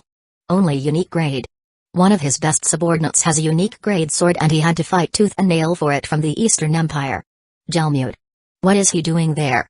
He had explicitly ordered him to stay away. And who is this Majin with bluish-silver hair? Just what are you doing, Gelmute? What's the big deal? You are ruining the great Gelmute's plans. A new demon lord who would do my bidding was about to be born. It seems that Gelmute needs to be marked for elimination if he survives this encounter. Oh, is that possible? Does the Orc Lord have a demon lord seed? Asked the demon. A demon lord seed? What's that? Asks a curious Frey. Carrion also looks interested. Don't tell me they didn't even know. It's possible. The Orc Lord can evolve into an orc disaster which might give him a seed. Says Milim HGMH. Can we not change the subject? What is a demon lord seed? They don't know, Milim? Aren't they, you know? Demon lords? How can they not know a crucial part of the process? Because they are fake demon lords. Hey. Okay, sure, makes sense. Anyways, a demon lord seed is something you need to have to ascend into a true demon lord. Once you have one, you just need to fulfill a certain requirement in order to undergo the harvest festival. Ah, you had to spoil the fun, Felix. Oh well, I would kill you if you do it unprovoked anyways. So it's better for your sake if we don't reveal it, I see. Thank you for sharing. Know this, the Beast King Carrion now owes you a favor. I owe you a favor as well, I give you my thanks. Says Frey. Ah, no problem, Milim told me about it, so just owe your favors to her. Though if you insist, I do know of a very pleasurable way that you can repay your favor, Miss Frey. Ha ha ha, for a moment there I thought I was included in that, ha ha ha ha ha ha. Oh? That sounds like fun, just don't tire out too soon. What are you three talking about? Ah, nothing, Milim, it's nothing. He ignored the four and paid attention to the battle. It seems that Gelmute was going to attempt to evolve the Orc Lord into an orc disaster. Anyways. Hey Milim, how strong is an orc disaster? A newly born one will probably be really weak, maybe a little stronger than Siko? Then Rimuru and Siko should be able to handle him. All of a sudden, while Gelmute was giving his speech, the Orc Lord approached him. What do you mean by evolving into a demon lord? You will become the demon lord orc disaster, and rule over the entire forest of Jura. That is what both he and I desire. Oh? There is someone else behind the scenes? Said the demon. He thought of multiple ways of torturing Gelmute as he hoped the subject would change. He couldn't use Marionette Heart to kill Gelmute, as such an ability would be detected by either Milim or the demon. Even something as minor as communication might be detected. That bad feeling I had when I first saw the demon is returning. Thankfully it seems that something had happened on the battlefield to distract the demon for now. Looks like Gelmute has become desperate, killing his own allies in the hope that it will be enough for the Orc Lord to evolve, though this mysterious Majin foiled his attempt. It seems Gelmute has been beaten. He was easily subdued by the Majin and is now attempting to negotiate. Fool. Damn you. You're finished. I'm going to make you regret this. The Majin slowly approached Gelmute. You said he earlier. Who was it you were talking about? Who's the real mastermind? No, leave me alone. It seems that Gelmute still has some sense. He knows the consequences of revealing information. Hey. Orc Lord. Help me. I'm so very hungry. It seems the Orc Lord has finally had enough of Gelmute. Ha ha ha, little man trying to order around someone stronger than himself. He learned the hard way that doing so generally ends with you losing your head. Literally, ha ha ha ha ha. Indeed, the Orc Lord might evolve once he finishes eating that Majin. Said Frey. It looks like it's evolving. I wonder exactly how much stronger it will get. I am the Orc Disaster. I am the one who will devour all in this world. It seems the Orc Disaster is already getting a big head, Milim. If Rimuru wasn't going to kill it, it would have been fun to commence an act of jumping. What is jumping the way you said it? It sounds like fun? Oh yeah, forgot you people in this world wouldn't know what that means. This world? Could he be another worlder? No, he is a demon. Maybe he was summoned to another world. Maybe that's how he got so powerful. It's basically when a group of 2 or more people keep hitting a target back and forth between each other, giving the target no time to act. Whoa. That sounds like fun. We should do that sometime, Felix. Does Milim have stars in her eyes? How does that even work? I too would like to join you when you commence this, jumping. Even Carrion? Nana, we should go do this to Anne-Marie Skolem. That will make her stop taunting me with it. I wonder if Gaius likes anyone enough to join in on the fun. He pretended he didn't hear a word of what they were saying. Otherwise he might have an aneurysm out of sheer stupidity. My name is Geld the Demon Lord. Everyone in the room stopped for a moment. Even he was surprised by the audacity of this pig. The audacity of this bitch. That demon is surprisingly crass for one of his power, but he finds himself agreeing with the statement nonetheless. A demon lord? But my master is stronger than you, and he said that he is not a demon lord? As expected of Felix Sama. He looked towards the demon but found him looking to the side whistling. Hey Milim, unlike you he appears to be fully capable of whistling. Ha ha ha ha ha. That's no fair. Watch, I can do it too. Ha ha ha ha. No you can't Milim. It seems the demon is joining in on this stupidity. These are some of the strongest beings in the world. Maybe reaching the top of this world makes you crazy? Guy lives in a literal wasteland, Dino sleeps all the time, Valentine is playing God, Leon has no friends, Ramaris doesn't appear to actually be strong and appears to be a placeholder due to a friendship with Guy and Milim, Dagrul might be the only normal one on the council. This demon is likely already on the path to becoming a demon lord if his knowledge about demon lord seeds says anything. Especially with how close he appears to be to Milim, Guy might not act if he initiates a harvest festival unprovoked. This only makes his plan more imperative. He must awaken if he wishes to keep his seat on the council. Wait, did that Majin just turn into a slime? Carrion says, sounding surprised. It seems he was so lost in his thoughts that he forgot about the orc disaster. And now he appears to be eating the orc disaster. A monster renowned for its intense levels of gluttony, how ironic. Frey says with a small laugh he watched as the slime consumed the orc disaster, ending the battle in its victory. It seems the battle is finally over. I for one am surprised that he chose to spare the orcs after he killed their king. Ah well, that's Rimuru for you, he can be a bit too nice at times. So that's Rimuru then, he will keep an eye on that slime. Interesting. Very interesting. I want to meet this slime myself. He took the opportunity to say, but Milim, we have a non-aggression pact with the Forest of Jura. It's all good, Rimuru is my friend and I will introduce her. Let's go now then. We can go in a few days, Milim, give them time to recover before dumping a demon lord on their plates. Especially you of all demon lords. Hey. What's that supposed to mean? You're a very acquired taste. Huh? What does that mean? Nothing at all, just wait a week or two, I'll stay with you so we can spar a bit. A fight? Yay. Okay, we can go later. Let's go fight now. His heart skipped a beat there.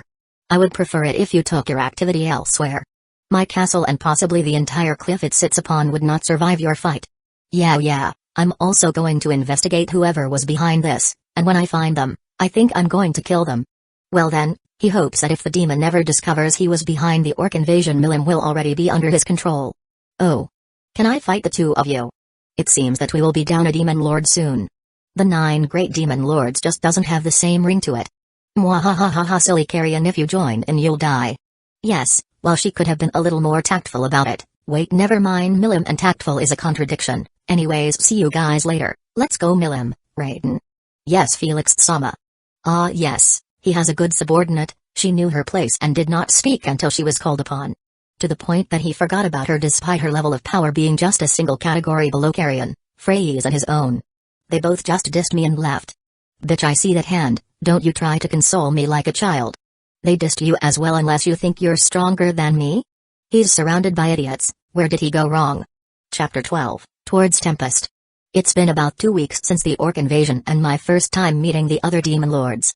I was able to analyze the orc disaster's unique skill starved through the projection. Man Odin is busted. Though I doubt it would be possible to do the same with an ultimate skill, seeing as you need far more data to successfully copy an ultimate skill. The skill itself is interesting but useless for me. It still doesn't hurt having the data for it though. I was able to learn a bit about their personalities throughout the meeting. Carrion is your average battle maniac, Frey is a schemer and seductress, and Clayman is also a schemer who works behind the scenes. Out of all of them, Clayman seemed the sketchiest. He just gave me a weird feeling. Even though Milim told me they were weaker than me, I found myself surprised when I met them. I mean, come on, they're demon lords, aren't they supposed to be at the top of the world? They were just barely stronger than Raiden, and I only recently named her, she still has room to grow. I had used Milim Eye on all 3 of them, they each have unique skills, as expected of demon lords. And seriously? They didn't even know about demon lord seeds? What kind of demon lords are those? It seems that Milim put it aptly when she called them fake demon lords.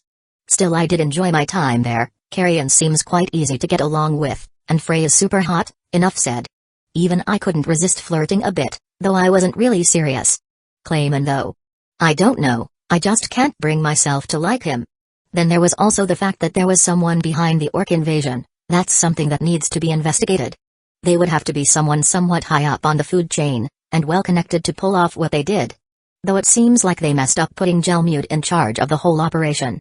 Anyways, it seems like Milim also had a lot of fun. The moment we left we teleported to the wasteland that we usually spar in and fought. Now that was a lot of fun. I got to test a bunch of new things. I don't usually get the opportunity to go all out as there aren't many out there who can handle me when I am going all out. Milim though. Milim is a monster, no other way to say it. Her ultimate skill allows her to eventually reach levels of strength that can match the and then surpass the true dragons, some of the strongest beings around. I don't know the full extent of its abilities as the skill is sealed, but I'm able to make conjectures. It seems like the longer a fight goes on, the stronger the user gets. Though it does have the side effect of fighting less and less with technique and more with brute force at a certain point. I was able to notice Milim slowly losing her senses, so I made sure to stop the fight before it got to that point. Man, that was nerve-wracking. I'm pretty sure that at the time Milim could have destroyed a star with a punch. Who knows how I would deal with a berserk Milim that strong.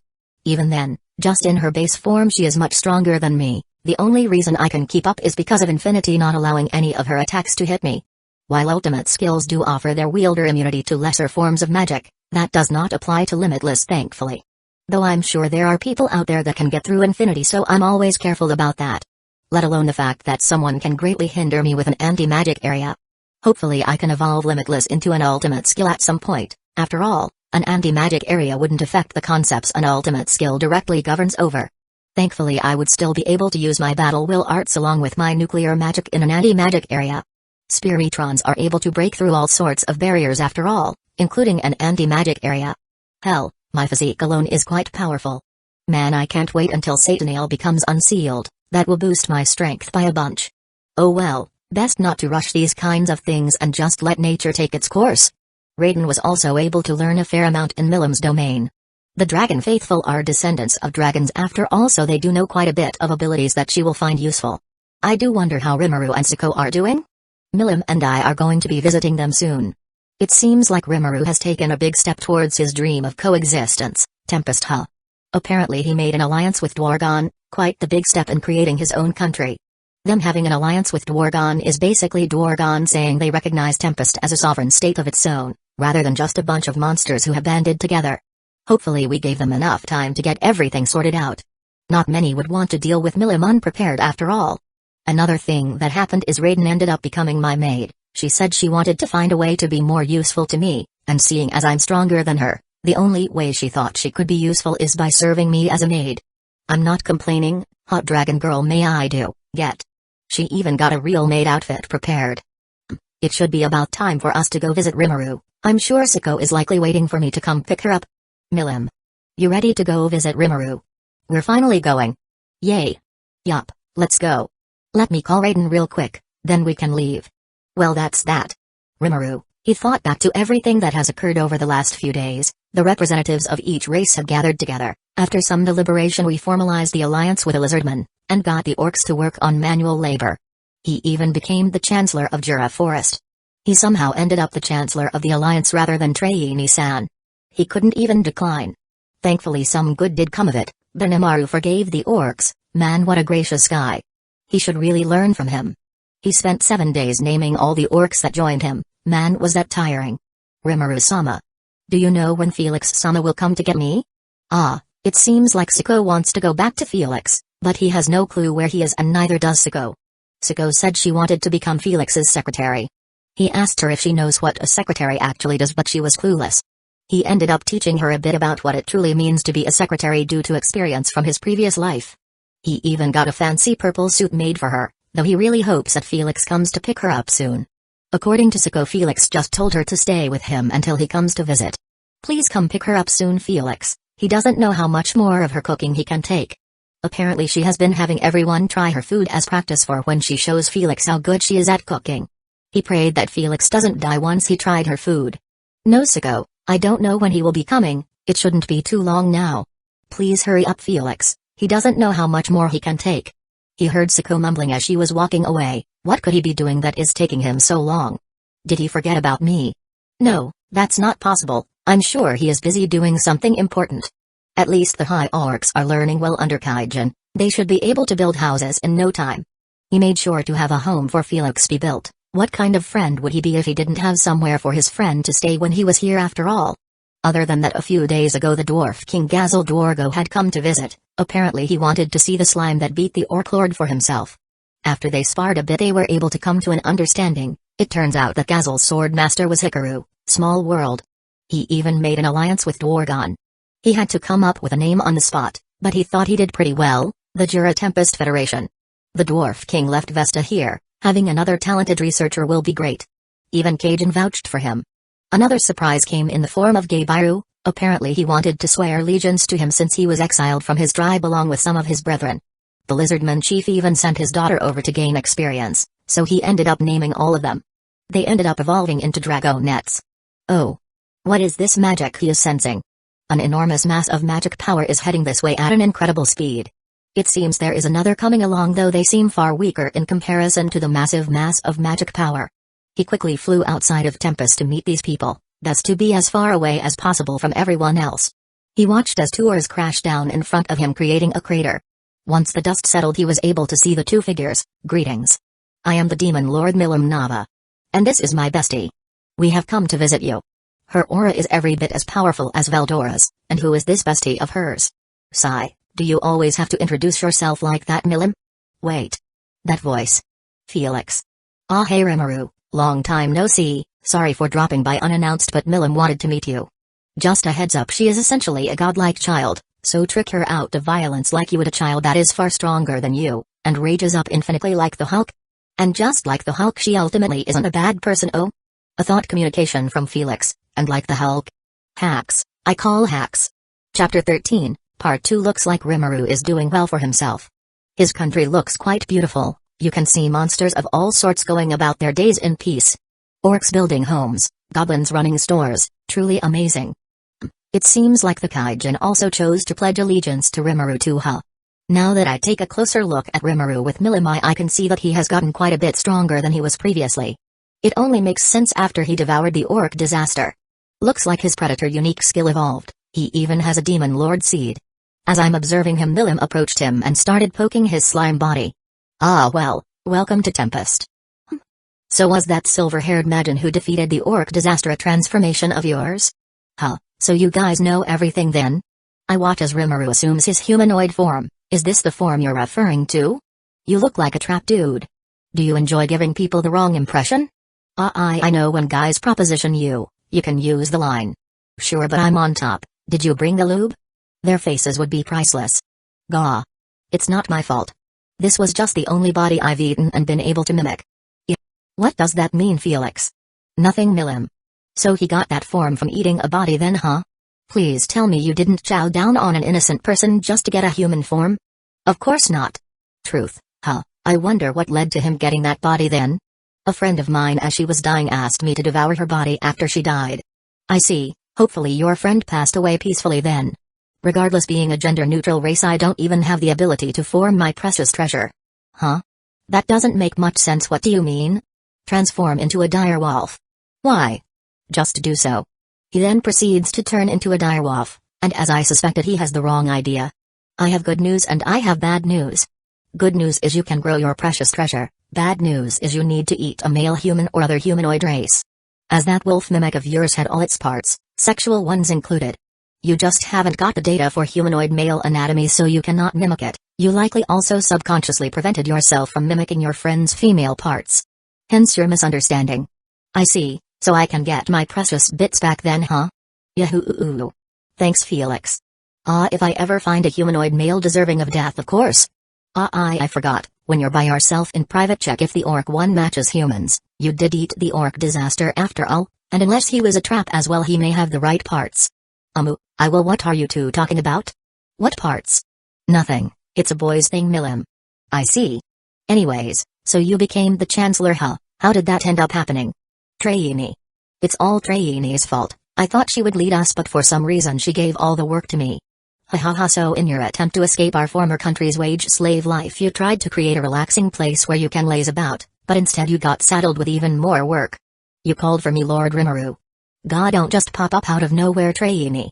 Traini shot me a look of astonishment, likely surprised by how much stronger I've gotten since we last met. I was only an archdemon back then, and even now I am releasing a little bit of my aura, though it's enough to make my archdemon self look like a kid in comparison.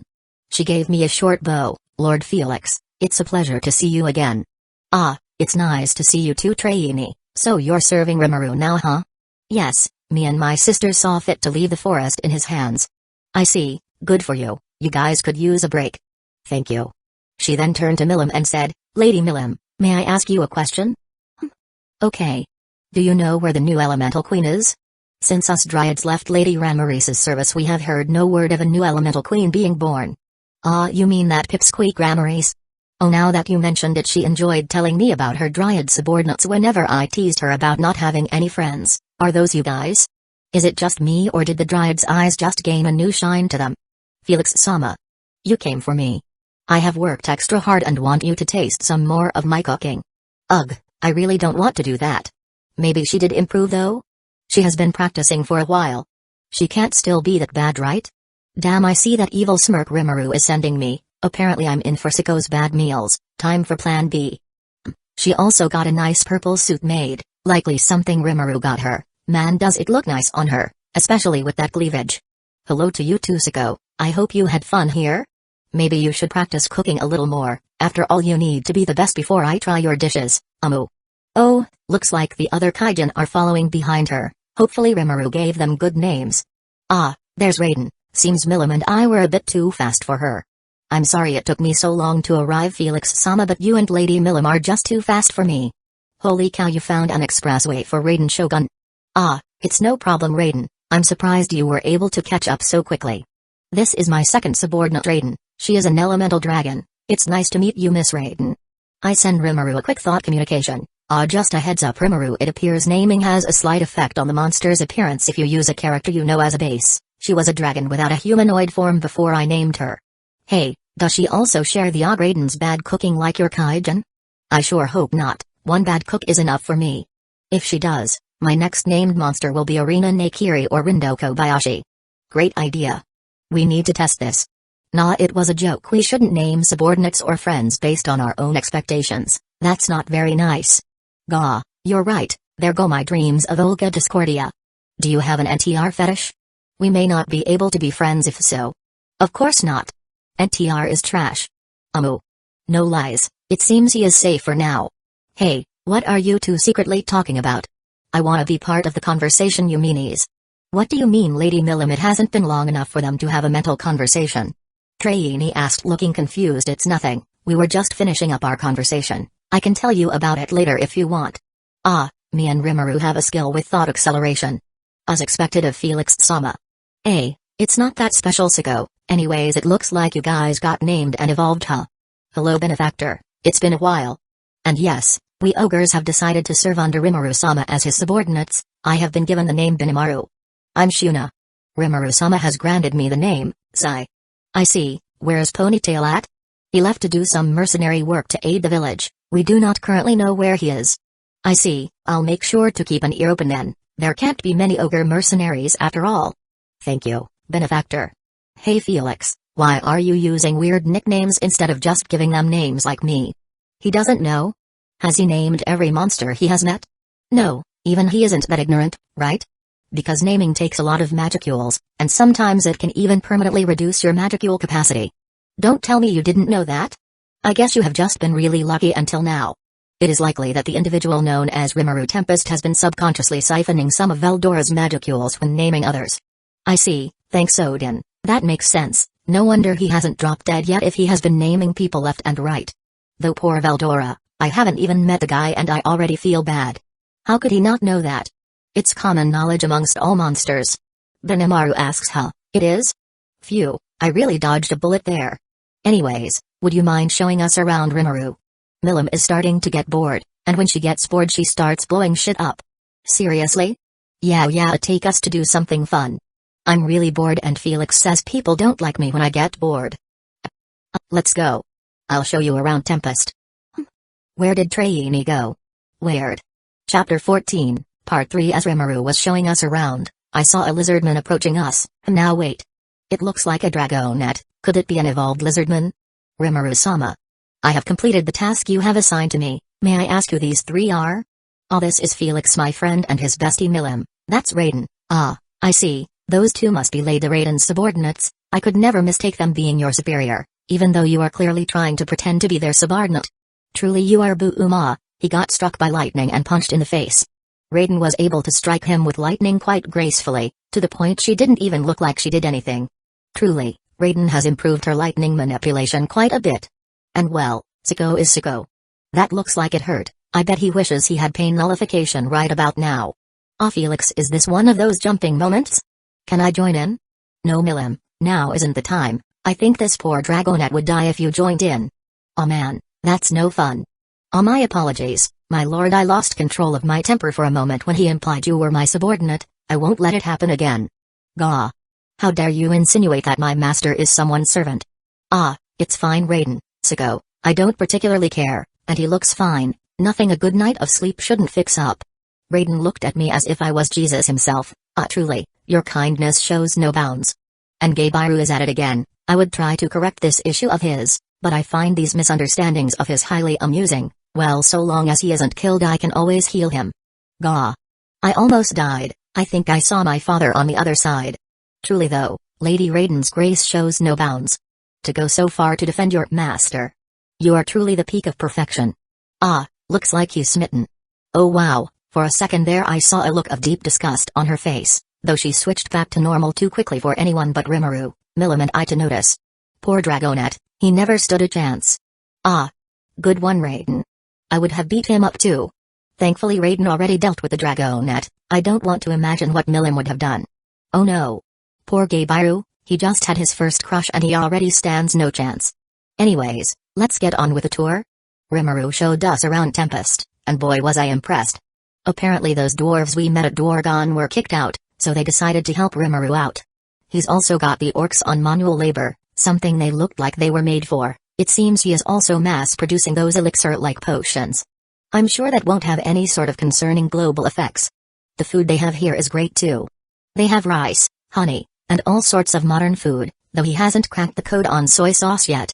Not something I really care about. I was American in my first life after all. He is even having a place built for me, and boy does it look nice. I can easily see myself freeloading here. It's basically paradise. Now Rimuru is showing us to the hot springs. As we were walking in I was wondering if there was a way for me to change genders, then no one can deny me when I go to the ladies' side. As a demon you are genderless and are capable of freely taking on any sex. Huh? For real? I wonder how I look as a chick? I must be hot as hell. Now that I have a towel around me, how do I switch genders? Should I just will it? That feels weird. But yes, I do appear to be drop-dead gorgeous. I would tap this. As expected. I do some poses in front of a mirror, and damn, I would make a good model. Well, time to join the ladies. Hey Felix, come sit next to me. Yeah, that's Felix. Oh, you don't recognize my sexy self, Rimuru. Felix. What are you doing here? Why are you a woman? Demons are genderless entities. We are neither male nor female, but pot calling the kettle black? I'm a slime. I have no gender. Shuna just giggled, so that shows none of them seem to mind my presence here. I take a seat next to Milim. Raiden and Sicko quickly sit at my other side. Now remember Rimuru, we are not Japanese schoolgirls, and despite how Milim dresses she is not a magical girl, so keep the tentacles to yourself. What does that mean, Felix? Just something from our homeland. After that the bath became quite peaceful. Man, it's been a while since I've been in a hot spring like this. And the eye candy is really nice. According to Rimuru the water flows straight from the source. Though I did notice Milim and Shuna staring enviously at Sicko's, Raiden's and my breasts. Poor Milim, 2,000 years old and still flat. Shuna still has time to grow though. Once we finished up Rimuru escorted us to where we would be staying. Milim and I decided to share a room with Raiden and Sicko in the room next to us. After that the days went by quickly. Rimuru-sama. He looked towards Rygert. It's about Lady Milim and Lord Felix. I never imagined that two beings of their power would ever come to Tempest. He is right, both of them are super strong. Great Sage wasn't able to get a read of Felix's power either. Yeah, but it should be fine. Felix said that he can keep Milim under control. Yes, but that's not the only issue, Rimuru-sama. Even Benimaru is concerned? The other demon lords will learn soon enough that Milim is staying in Tempest with her friend. This may make it seem like Tempest is under her protection. The demon lords keep a delicate balance of power. Her supposedly having Tempest under her will break that balance. Is that so? In reality though, we can't do anything about it. We can't stop Felix-sama, let alone Lady Milim from doing what they want. From what I know of Felix-sama, he would not do that, but it still makes many of us uneasy. The both of them are overwhelmingly powerful. Felix-sama was concealing his aura, but Siko mentioned in the past that he spars with Milim often. To even be able to survive a few seconds in a fight with her is an incredible accomplishment, let alone being her sparring partner. Even Hikaru is concerned? But Hikaru is right. If the two of them wanted to do something, there is little we could do to stop them. He knew that Felix wasn't like that, but his subordinates' concerns are valid. Your concerns are valid, but I have faith in Felix being able to contain Milim. He said that he plans to stay here for now, so he will be an added layer of protection for Tempest. I see. We will leave it to you, Rimuru-sama. Thanks for your trust, Trigard. Quite a lot has happened during the last few months. Carrion sent over some of his subordinates. It seems like he didn't just forget about the battle we watched. It would be odd if he did. He sent over one of his 3 beast keteers, Phobio, one of his second-in-command. He was quite respectful, likely due to Carrion warning him about me, though I could tell he looked down on Rimuru. Oh well, not my problem. Rimuru has to earn others' respect himself. The guy was delusional though, believing that Carrion was as strong as Milim. I couldn't control myself and ended up laughing in his face. Thankfully Milim wasn't around at that time. If she was, he would have gotten beat up. He got quite upset at that and tried to defend his lord's honor. I just told him to ask Carrion himself if he was as strong as Milim. Surely his pride wouldn't let him lie to his direct subordinate.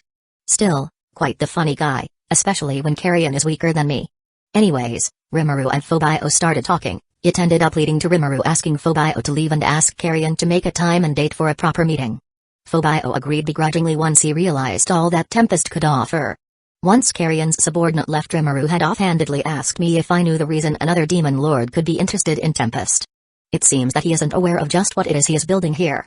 He is easily creating full potions, he has great food, strong subordinates, and he has the backing of me, something I'm sure Carrion must have heard of by now.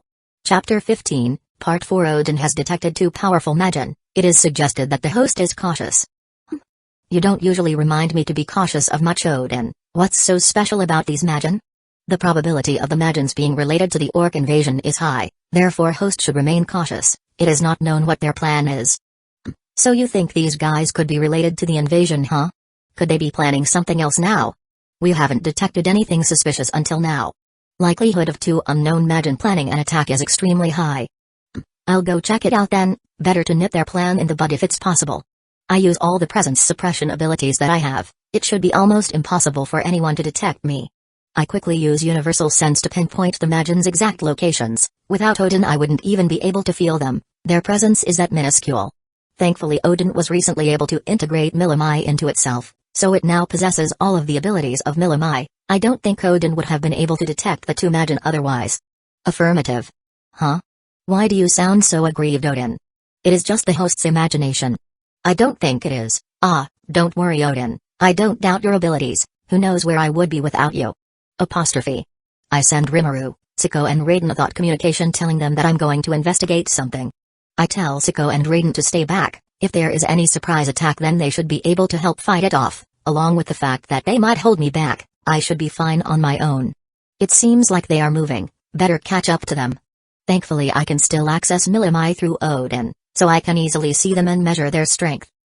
The first one is a rather burly-looking guy dressed up like a clown with a mask. What an odd getup. The second one looks quite small in comparison to the other guy. She has magenta hair and also wears a mask. Why does the male seem so familiar? Aha, he is the one Siko described to me, the man who was able to hold off both her and pre-demon Lord Siege Rimuru combined. He's the one who helped attack the ogres. Well, he is going to die tonight, no doubt about that. Better use Milimai on them to get an accurate reading on their strength first though. Oh? The both of them are quite powerful. The male is around 4x stronger than Clayman, while the female is about twice as strong. I myself am about 12x stronger than Clayman in pure magicule capacity. That's not accounting for my skills. Who knows what kind of skills these 2 might have. It's best to be careful. It has been detected that the 2 Magin are both Deathmen. Deathmen? What's that? A race of undead that is born through a ritual requiring thousands of corpses. Each Deathman is at least at the level of a demon lord seed if not greater. Oh? That is quite a ritual, to be able to create a demon lord seed level being at minimum. This physical body of mine is quite weak and is holding me back. I've been planning to see if I can find a newer, stronger body to possess if possible. The fat one at the very least seems partially responsible for the attack on my friend's home, so I'll likely take his body. Looks like they have finally arrived at their location. It looks like a cave of some sort. What's that inside of it I see? The male takes the lead and asks, have you gathered the lesser dragon corpses to feed to Charybdis? Huh, Charybdis? What could they want with that? Charybdis is a calamity class threat. It would likely be higher if it possessed intelligence. As of now it is just a mindless beast with magicules on the level of a demon lord. Yup. Gathering them was easy, said the female.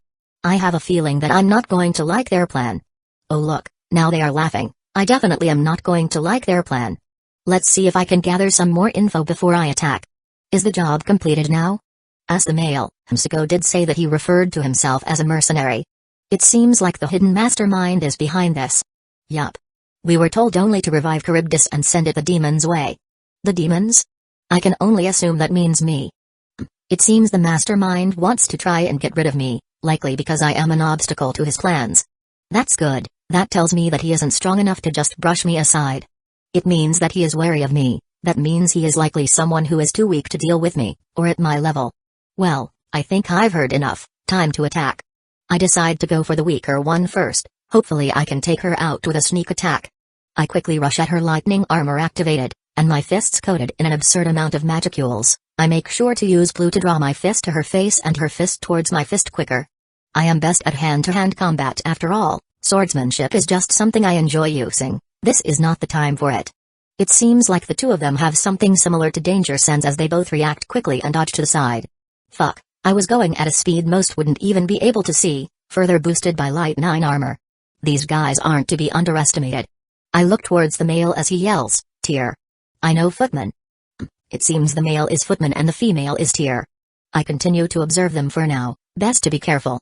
What the fuck? Tyr just got multiple times stronger. Weaker than me, but still, what the fuck? Does she have some sort of KEO Kent skill? Gah, this is becoming troublesome. Odin, can you work on analyzing that? Affirmative. I use isolate and put up a multi-layer barrier, one that will negate thermal attacks, poison attacks, and spiritual attacks. I detect footman coming at me as I feel Tyr running into the cave. Oh man, she's planning to revive Charybdis, and using that opportunity to run away. I need to deal with footman fast. Footman shouldn't know about Infinity. I can use this chance to catch footman off guard, hopefully finish him off before she revives Charybdis. It's a damn good thing I didn't bring Raiden or Siko. They aren't at a level to be able to fight these guys. I would have had to watch over them and fight. Odin, cover me in case I get caught off guard. Affirmative. None shall harm, master. Thanks, already feel better with you having my back. Once footman is close enough he realizes something is wrong. Unfortunately he is too late. I ignore the incoming attack from Tyr and shove my fist through footman's gut. I quickly use Predator to devour him, body, and soul. I can work on possessing the corpse later. I watch as Tyr appears in front of the cave. Footman. Fuck, was I too late? She looks at me with a look that I can describe as pure hatred on her face. You. She starts approaching me, her magicules flaring around her uncontrollably. It seems I got her really mad over killing her friend. That's something I can respect, caring about one's own friend enough to lose your senses. Unique skill, amplifier acquired. Unique skill, optimist acquired. All of a sudden I hear the roar of a dragon. Fuck, I was too late. Tyr ignores Charybdis and continues approaching me. You. No, I can't die here, the president is counting on me. President? Could the president be the mysterious mastermind? Something to think about later. I watch as Tyr attempts to get away. I ignore her for now. She shouldn't be able to get past isolate. Odin, keep an eye on her. I need to deal with Charybdis. Affirmative. I use Millimai on it. It seems its raw power matches that of demon lord seeds like Clayman. It has been detected that individual known as Tyr has escaped due to unique skill, isolate being disturbed due to Charybdis' intrinsic skill, magic jamming what. I quickly use universal sense to make sure, and sure enough Tyr is gone. Fuck. I can't focus on that right now. Now that my barriers and isolate are down, Charybdis is free to rampage all it wants without being contained. I watch as Charybdis summons some shark-like monsters. Each is extremely weak, so I deal with them quickly as I avoid Charybdis' attacks and try to think of a plan. Fuck it, might as well go all in, not much more damage that can be done after all. Once I finish off the summons, I fly higher into the sky and get ready to use Hollow Purple. I aim my palm in its direction, Hollow Purple. Charybdis might be able to jam magic, but Hollow Purple erases all it touches as well. Thankfully Hollow Purple ate away at the jamming before the reverse could happen, and it wasn't able to survive that. Rimuru chose this moment to arrive. Felix. What happened here? I sensed a massive aura and came as soon as I could. Sigh, some people were planning to release a monster to deal with me. I was able to deal with it, but one of the assailants got away. To deal with you? Sigh, well, we can talk about it later. I'm glad you're okay, Felix. Yeah, thanks bud. Flashback, and, now that I look back at it, all I can see is a bunch of mistakes. Sure, I wanted Footman's body, but I should have used Hollow Purple the moment things started to get out of hand. I have other options when it comes to bodies after all. The main reason was that I was arrogant. I was confident in my strength. I didn't think I would lose that battle, and while I didn't lose, I didn't exactly win either. This is a world where people might have some absurd skills. I should have known better than to look down on those two just because they were weaker than me. I am strong, I know that, and a certain amount of arrogance will obviously come with that realization. I just need to make sure that I don't act like an idiot because of it. Hell, even Milim suffers from this. She refuses to take anyone that she doesn't acknowledge seriously. However, she is strong enough that she can afford to do that. I'm not. There are beings out there that are stronger than me. I know that. I can't be treating this life as easy mode just because I am stronger than most. Thankfully there weren't any consequences due to my mistake. Another thing that Odin brought up once I returned to Tempest was that I had consumed 2 souls instead of the single one I was expecting from Footman. Odin theorized that Footman was being possessed by someone else. I wasn't able to find out much information as Predator does not allow me to view the soul's memories unless the soul itself is willing. At least this helped point out that there likely is another hidden mastermind. What a pain. However, I did still gain a lot from that battle. To start off, my magicule capacity increased a fair amount after I finished consuming Footman's soul.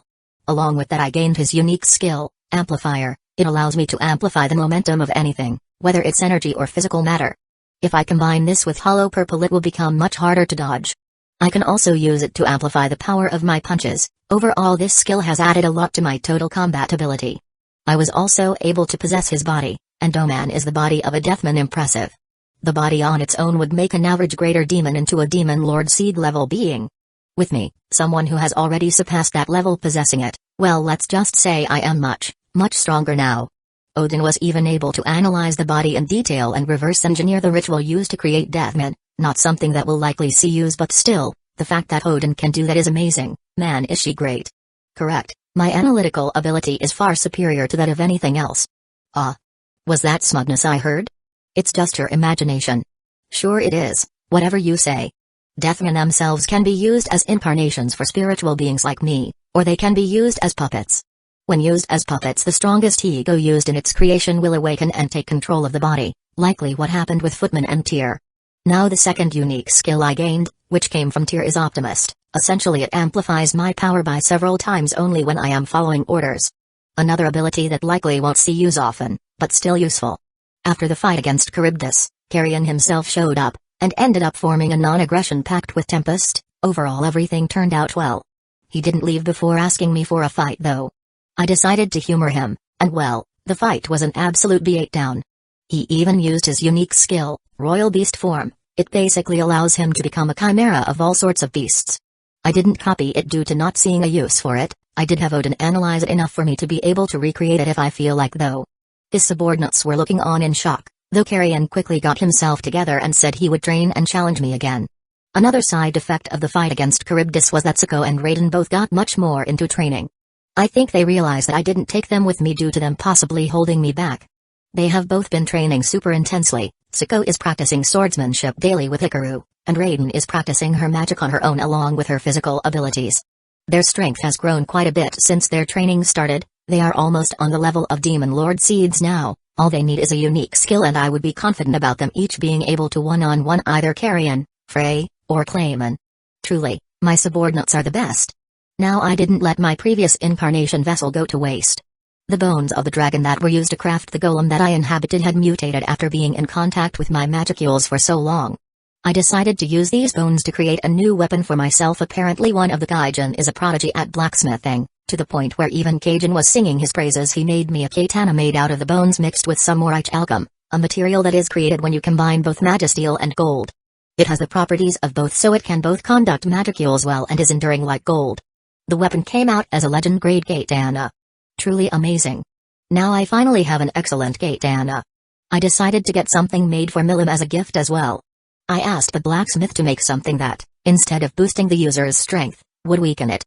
Something perfect for Milim. The weapon came out as unique grade gauntlets, with the sole ability of reducing the user's physical strength.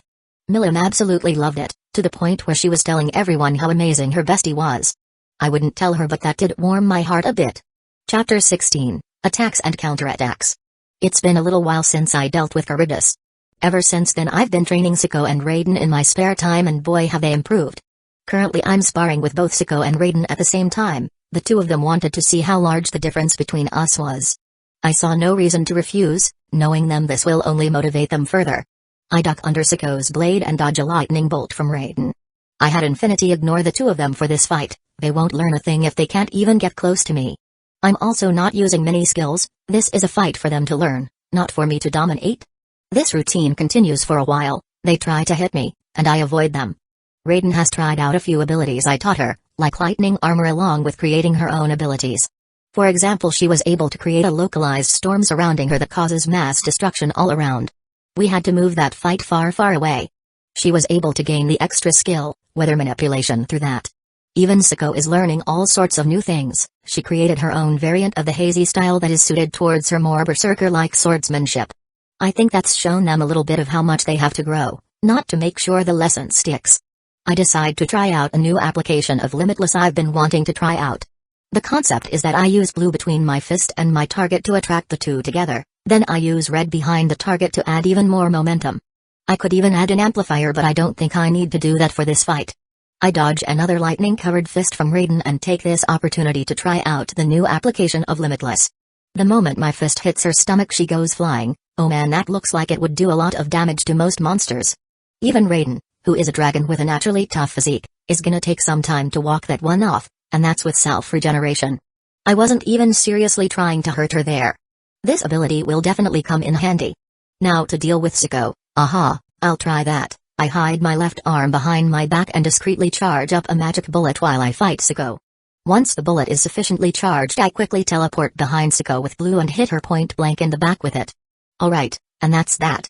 Alright, you two, you've both improved a lot. At your current level I would say you both have a decent chance against someone at the level of a Demon Lord Seed. Together I could easily see you taking out a Demon Lord Seed.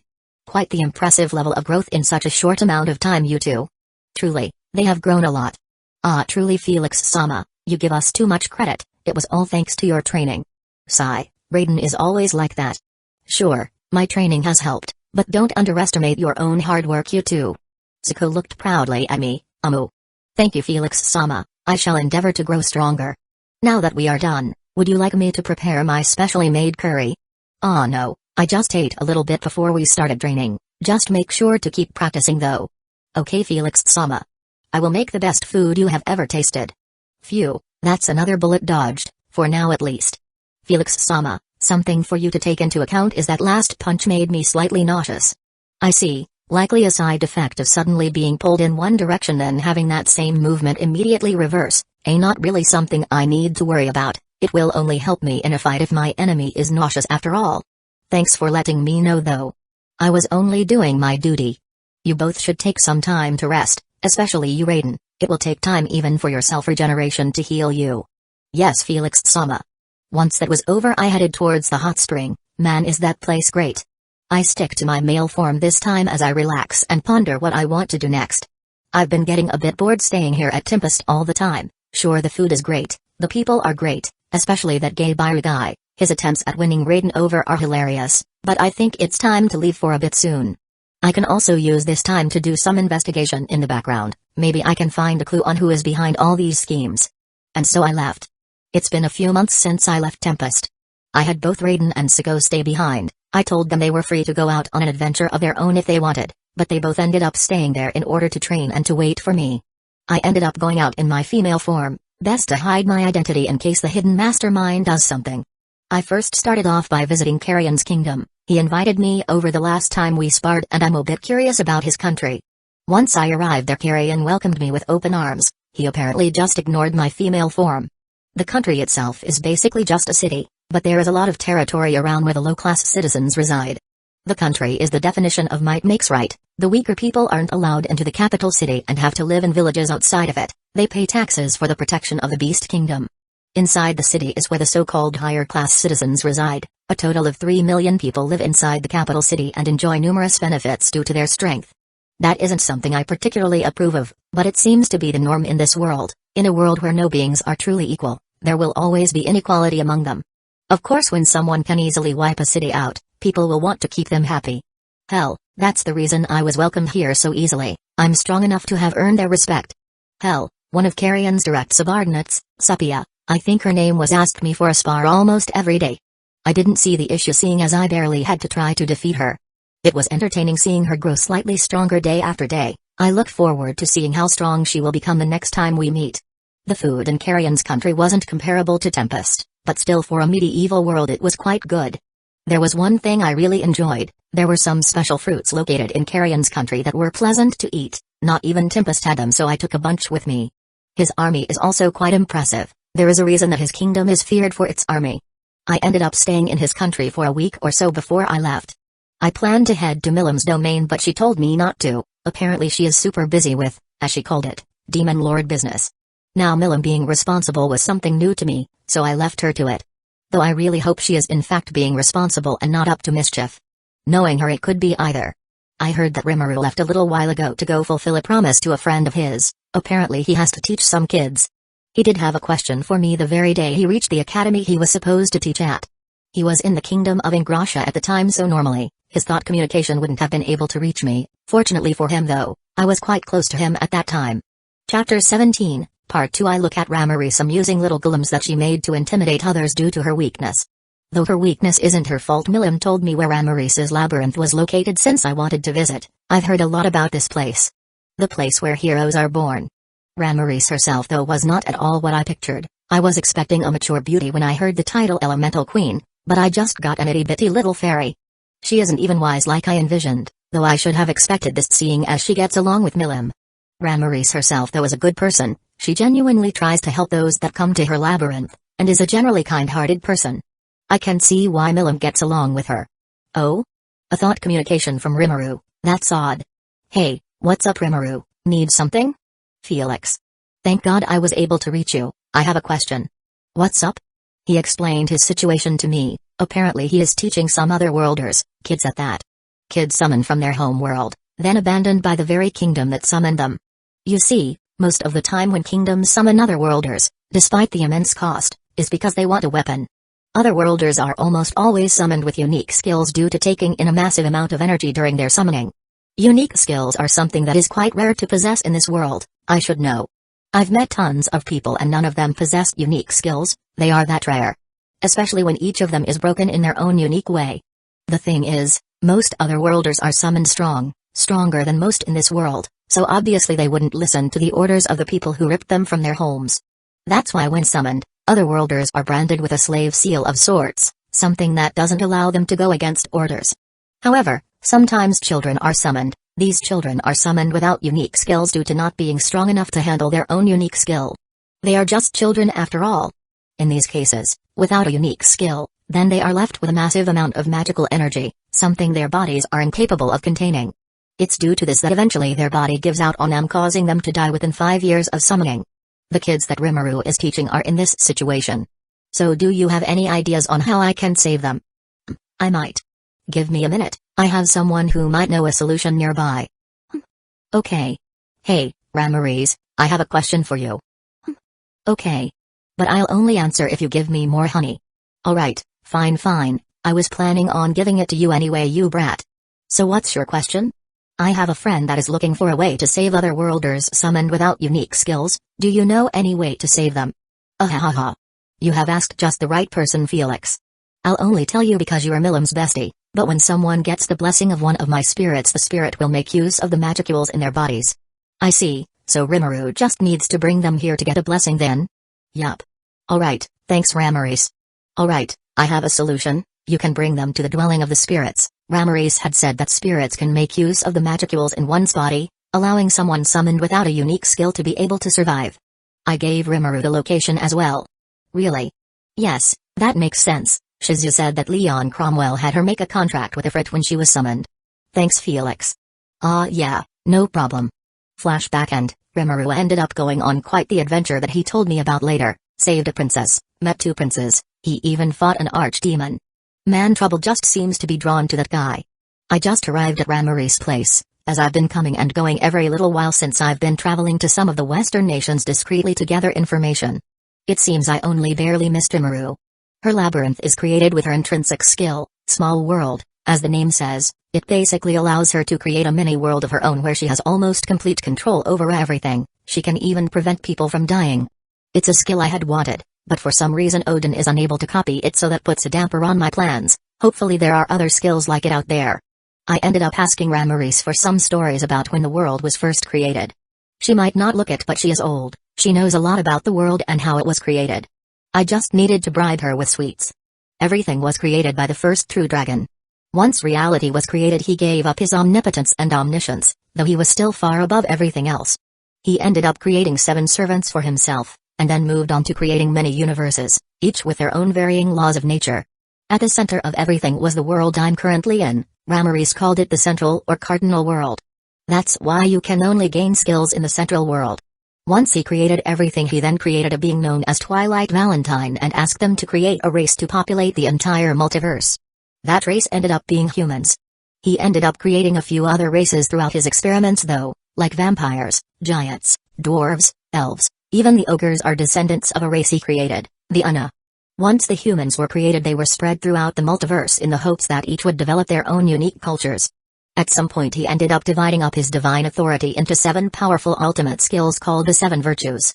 Quite similar to Christianity from my original world. Later on he met Ramaris and assigned her a role that allowed her to speak on his behalf. Man, she really is someone important, huh? Eventually Veldenava ended up having Milim with a human. This caused him to lose most of his power along with destabilizing his body. He created a baby dragon to serve as Milim's companion, as Veldenava now had a normal human lifespan and he didn't want Milim to be lonely. According to Ramaris, when monsters or magic have a child, they lose a significant chunk of their own power. That sucks. I can't ever have sex without risking losing my power, huh? Maybe Odin can come up with a way to prevent pregnancy. As a spiritual life form, you can just make yourself infertile. Along with your host vessel, a Daemon, being a race that is incapable of reproducing.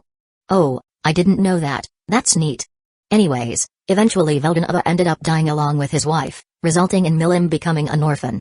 Unfortunately, Milim also lost her pet dragon. It was killed when an elven kingdom decided to attack her for whatever reason. Milim in her rage caused the massive amount of power she inherited from her father to come to the surface. This caused her a temporary loss of sanity.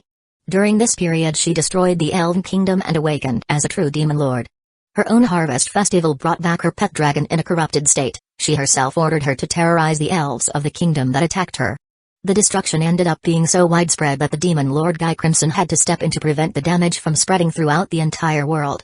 Milim fought Guy for 7 days and 7 nights with no true victor. Eventually Ramaris herself had to step in and pacify Milim, though this had some side effects on Ramaris herself. Ramaris had absorbed the demonic aura of Guy and draconic aura of Milim, causing her to turn into a corrupted elemental, causing her to be in a constant state of reincarnation. Once Milim was pacified, she herself sealed her pet dragon in order to stop its rampage. Eventually those 3, Guy Crimson, Ramaris and Milim, became the first 3 demon lords. Quite the sad story. She also taught me a bit about spirits. Spirits have tiers: medium, greater, great, and supreme. Great spirits are the great holy spirits, the highest tier spirit you can generally be blessed by. Supreme spirits are the true dragons, the highest tier of existence. Chapter 18, Part 3. She glared at Yoki as she said, "Why are you stopping me?" "He killed Footman." Yoki looked at her with a serene smile. "You aren't thinking properly, you're angry. I understand that, even I'm angry, but we have a plan. A plan in which we can gain a true demon lord. If you just go out and kill him, we won't get anything out of it except satisfying your thirst for revenge. Footman's death would be wasted. Instead we will use him to further our goals, and only once his use has dried up will we kill him. We can make a new body for Footman with all the corpses of the humans and monsters from the invasion. Finding his soul should be easy then." She stared at Yoki as she calmed herself. He was right, like he always was. Her mind was clouded by anger. Footman was dead, and that demon was going around acting as if everything was alright. No, there would be a reckoning. Push the information of 2 demon lord seeds residing in Tempest, along with adding that Rimuru Tempest killed Shizu Aizawa. Knowing Hinata, she will do something rash. She can get the church to attack Tempest in order to take out the potential threat of 2 new true demon lords early, and hopefully she can take out Rimuru Tempest on her own. The combined forces of the church's holy barriers can weaken the demon enough for them to be able to finish him off. There has been no sighting of him leaving Tempest City, so he should still be there. That isn't enough. He might still be strong enough to survive. The demon killed Footman, and Tyr said that the demon did it fairly easily. The only reason she was able to escape was that Charybdis was more important to him. She said, and that is why we will have Clayman help. He will be with his army preparing to invade Urazania. He can attack once the demon is tired out together with his army. He can claim he was testing out some new self-proclaimed demon lords in order to justify himself. Yuki's plan could work. They had 2 demon lord seeds, with one of them being at least on her own level if Clayman's words were to be believed, and he wouldn't lie about such a thing. She couldn't imagine how strong he would be if he ever awakened. Thankfully he hasn't, and even she would have trouble against the joint forces of the church.